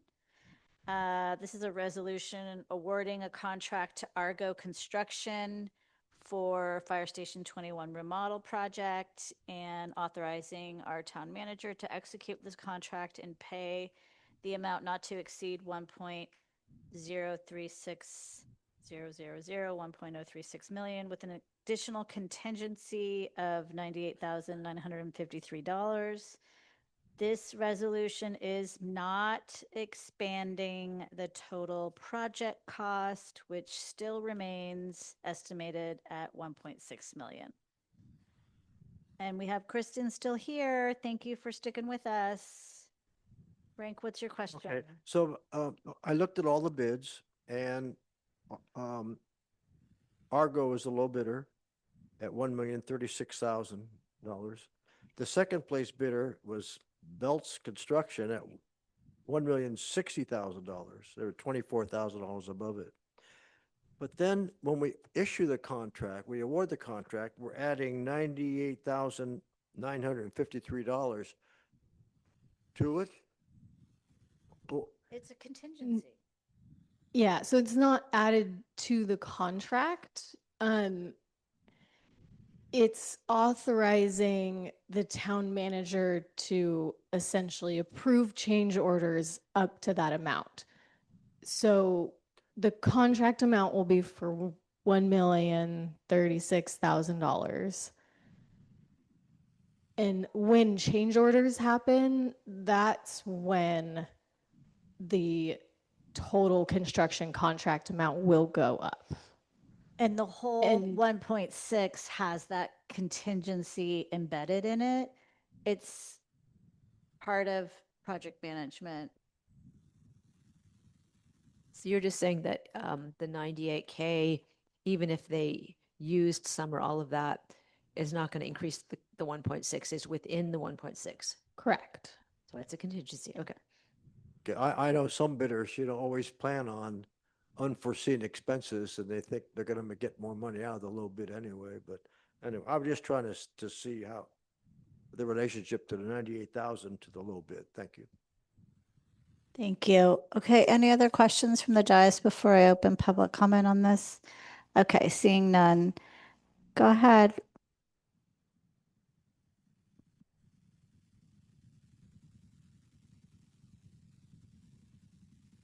It's too bad the finance director is not here to clarify, but perhaps the mayor knows this well enough to clarify. This item on the consent calendar that has been previously controversial, item 4E, the last sentence says that the cost remains estimated at 1.6 million, but earlier this evening, we heard the finance director, when queried by Councilman Ager, state that there's an additional $51,000 to the $315,000 per year that previously wasn't contemplated or added in. Well, if I add those two figures, it totals up to $366,000. If I multiply that by 5, which is the number of years this is going to be paid off, it totals to $1,830,000. Now, what the finance director who's not here can't easily answer is he did indicate that there's a declining balance, and I'm not privy, and I don't think this council's privy to necessarily, and it hasn't been publicly presented, how much will be paid off each year. So what I'd like an answer to, I think the public's entitled to, is how much is this project actually going to cost? I understand there's contingencies, but if $1.6 million was borrowed, how much is Fairfax going to pay on $1.6 million? Is it 1.8 or is some other number? Thank you.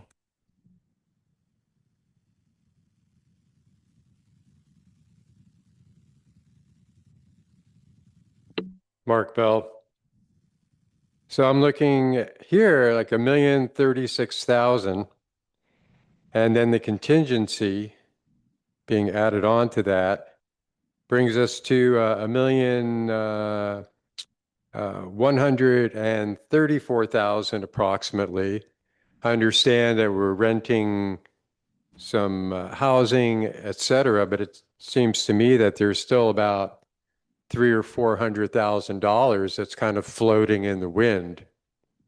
So if I could get a clarification on that, because it seems like it would behoove the town to take that $300,000 or $400,000 that's not being used and make a big a bulk payment on the money that we borrowed to bring the interest down, since the principal would be much less, and we could probably save even more money. Thank you.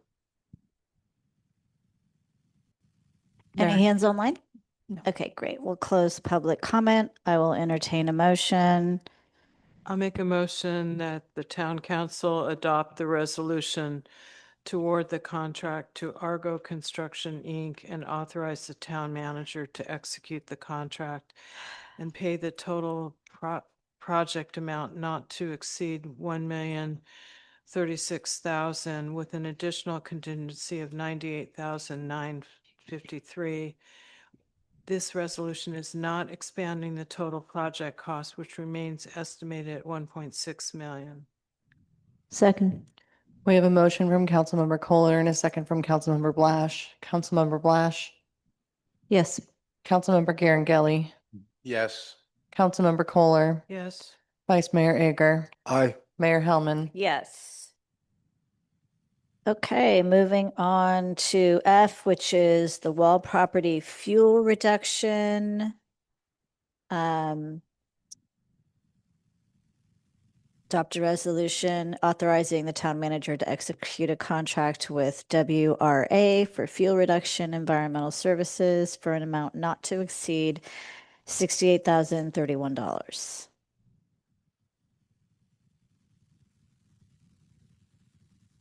Heather, is that you, or Kristen, is that you, or? It's me. Okay, thank you for staying. Go ahead. Is there anything to say other than the obvious? I think Frank wanted to ask. Mayor, Question? yes. This was your item to be pulled. Go ahead. You want me to comment? Why did you pull it?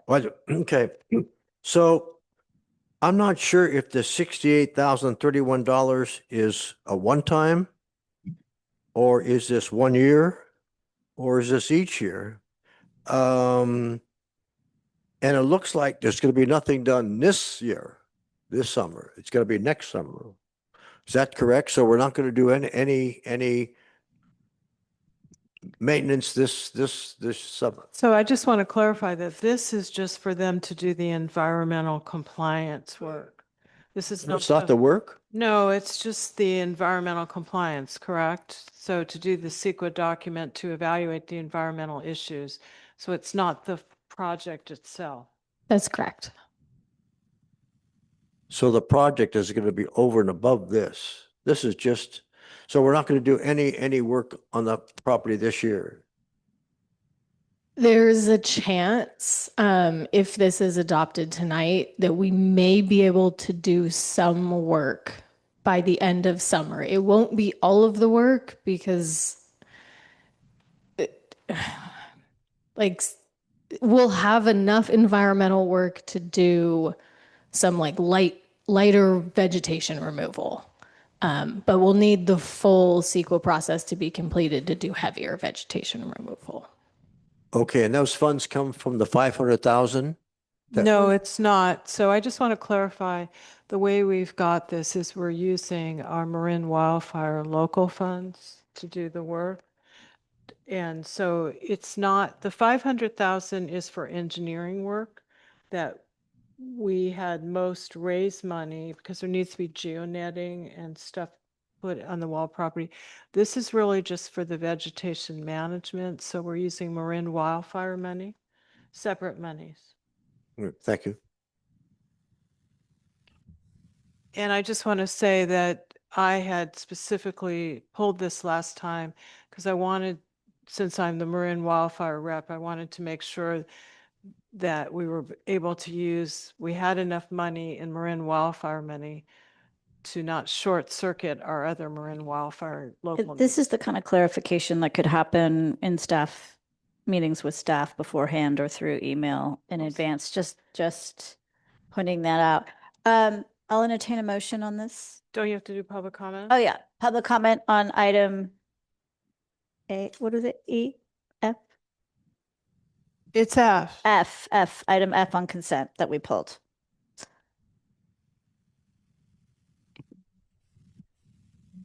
Mark Bell. So how do we get an estimated cost on what the work will be? Do we have to wait for this to happen? This is not interactive, Mark, just state. Well, that's the theory. And the way the council has run for years, which isn't, I don't object to, is that you take down questions and then when you close public comment, you answer them.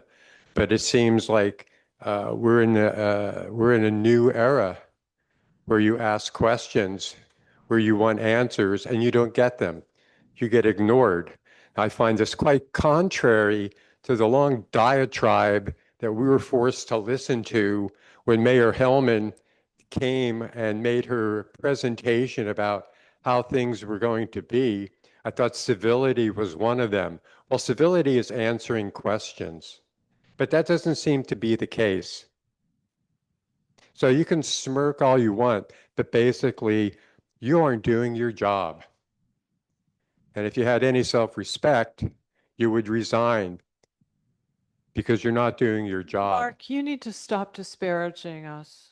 That's not appropriate. I should stop. I'm being disparaged because I can't get answers to simple questions. That's disparaging. Are there any hands raised? Okay. So I'll make a Closing. motion to adopt a resolution authorizing the town manager to execute a professional services agreement between the town of Fairfax and WRA for environmental services for fuel reduction on the wall property in an amount not to exceed $68,031. Okay, I'll second it. We have a motion from Councilmember Kohler and a second from Councilmember Blash. Councilmember Blash, Yes. Councilmember Garangeli, Yes. Councilmember Kohler, Yes. Vice Mayor Ager, Aye. Mayor Hellman. Yes. Thank you. Okay, moving on to item H, the zero emission building appliance rules. This is a resolution for adoption supporting the Bay Area District's zero emission building appliance rules. Frank, did you have a question on that? I did. Um, so here is the issue was, implementation begins in 2027. So it looks like it's a ban on gas heaters. And so the question I have is, does that mean at the time the property is sold, a gas heater has to be replaced with an electric heater, number one? Or how about with a 50% remodel? Does the gas heaters have to be replaced with a 50% remodel? And then another issue is when two family members are on title and one passes away and one is left, and the assessor's office reassesses because the one family member gets 50% of the original taxation, and the 50 other 50% of the value is going to go up. Will that also trigger a required replacement of a gas heater with an electric heater? No, I can answer this, having worked at the Air District and working on rules. This is basically when, for example, your gas furnace dies. It's just that, is that, you know, I had an old gas furnace or an old gas water heater. If it dies, when it's replaced, it has to be replaced with electric. I also understand they did these rules about a year ago, and they went in and added some exceptions where, you know, it was kind of a hardship or something like that. I don't remember exactly what the exceptions were, but it's not on a 50% remodel. It's not that. It's just, if you have a gas furnace, gas water heater right now, if it dies after this period, unless you meet one of the exceptions, then you have to change it. So I just need to note also that, I mean, what's confusing about this is it's a resolution, but basically it just says at the end, the resolution does not create local requirements, but expresses policy support, right? So we're not adopting something that commits That's us correct. to anything. It just says, hey, we think this is great. Well, it's a res, right? It's not an ordinance, so it has, yes, but you're absolutely right. This is supporting the policy that's pending. So does that make sense, Frank? It's basically just a replacement when the thing dies. But there's no requirement in this document. No, it's just. This is just a symbolic. Well, it's the Air District rules. If a house transfers hands, No, if your house transfers, so having worked on these kind of rules at the Air District, if your house transfers and let's say you have a gas water heater in there, you don't have to replace it. It's just when it dies, then you have to. So, and we're not doing this. This is the Air District. So it's their rules, and they're over 9 Bay Area counties. So I guess this is just a response to the Sierra Club's request that we support this in theory. Does that make sense? Okay, so this is different than when we were requiring replacement of gas. Right. The Berkeley case that went up to the Ninth Circuit. Right. It's not going to affect us at all. Well, that's my question. It's not, the town is not doing this. All we're doing is supporting the Air District's rule. But if you live within the 9 Bay Area counties, the Air District has jurisdiction to tell you to change your gas water heater when it dies to electric. But the town is not adopting any rules. Basically just supporting their rule. Okay, so for instance, we're getting we lost insurance twice, and in order to get insurance, I've had home hardening done, trees trimmed, and we're upgrading our electrical service. Right. So it was going to be about 5,000 to upgrade electrical service. And I said, what if we want to put a charger in or add an ADU? Is this 100 amp going to be sufficient? And he said, no, you're going to need 200 amps. So I said, well, what's it cost for 200 amp? It's going to cost about $8,000 for that same electrical service. You know, I just, not to have a conversation here, but I did a heat pump air conditioner about 1.5 years ago, and I had to upgrade my box. At the time, because I had one of those old boxes that are fire hazards, and the town required that if you do something like that, you have to get rid of the fire hazard one. The box was $5,800, but it was money well spent because I don't want to burn my house down. But the other thing is, if I asked them at the time, now remember, my place is small, you've been there, is if at the time I decide I wanted to add a charger or change to something else electrical, because I do have an old gas water heater, would I have to change the box? And in my situation, no, but your house is bigger than mine. So it may be that when you make your personal decision, you might want to do the upgraded box. It's a lot of money. That's what I'm looking at right now. Yeah, but I upgraded think box. that's what I would just consider, is that if you're thinking of all those things, this might be the time to do it. Okay, let's open public comment on this. Sorry, didn't mean to do that. I urge you, my name is Todd Greenberg, I urge you not to support this. Seems like it's a nice end run round, thinking that the town's supposedly not responsible, but if people do go after this rule, as they went after Berkeley, the town's going to get named in a lawsuit too, and it's going to cost a lot of money. Now, Barbara's shaking her head, so maybe that's not the case. I have a few other things I'd like to say. The town says no fiscal impact, but the real fiscal impact is being shifted onto Fairfax households. In difficult older home compliance scenario, the most likely homeowner costs can plausibly reach about $15,000 to $40,000 or more once you include the appliance, panel upgrade, rewiring, opening and repairing walls or floors, moving costs, temporary relocation, and related work. That total is an inference from the current published cost ranges that BACMUD itself used. The Air District says that the average incremental upfront cost for the standard heat pump water heater project is about $3,500, but we just heard that Barbara paid a lot more. But actual Bay Area project costs have ranged as high as $38,000 in difficult cases. If a rental unit is disrupted, lost rent can add several $1,000s more per month. Fairfax rent data shows average rents in the town are already high. In a town already struggling with affordability, these are not minor costs. Berkeley already lost in federal court over its natural gas restriction, later repealed it. Why should Fairfax take this risk? The DOJ is still suing California cities over similar ordinances right now. You can go to the DOJ website and see this. If Fairfax later moves from symbolic support to actual local restrictions, the town could face substantial legal expenses, I mentioned before. Public money would be better spent on roads, street maintenance, and infrastructure that actually reduce residents' daily costs rather than increasing them. This is not no fiscal impact.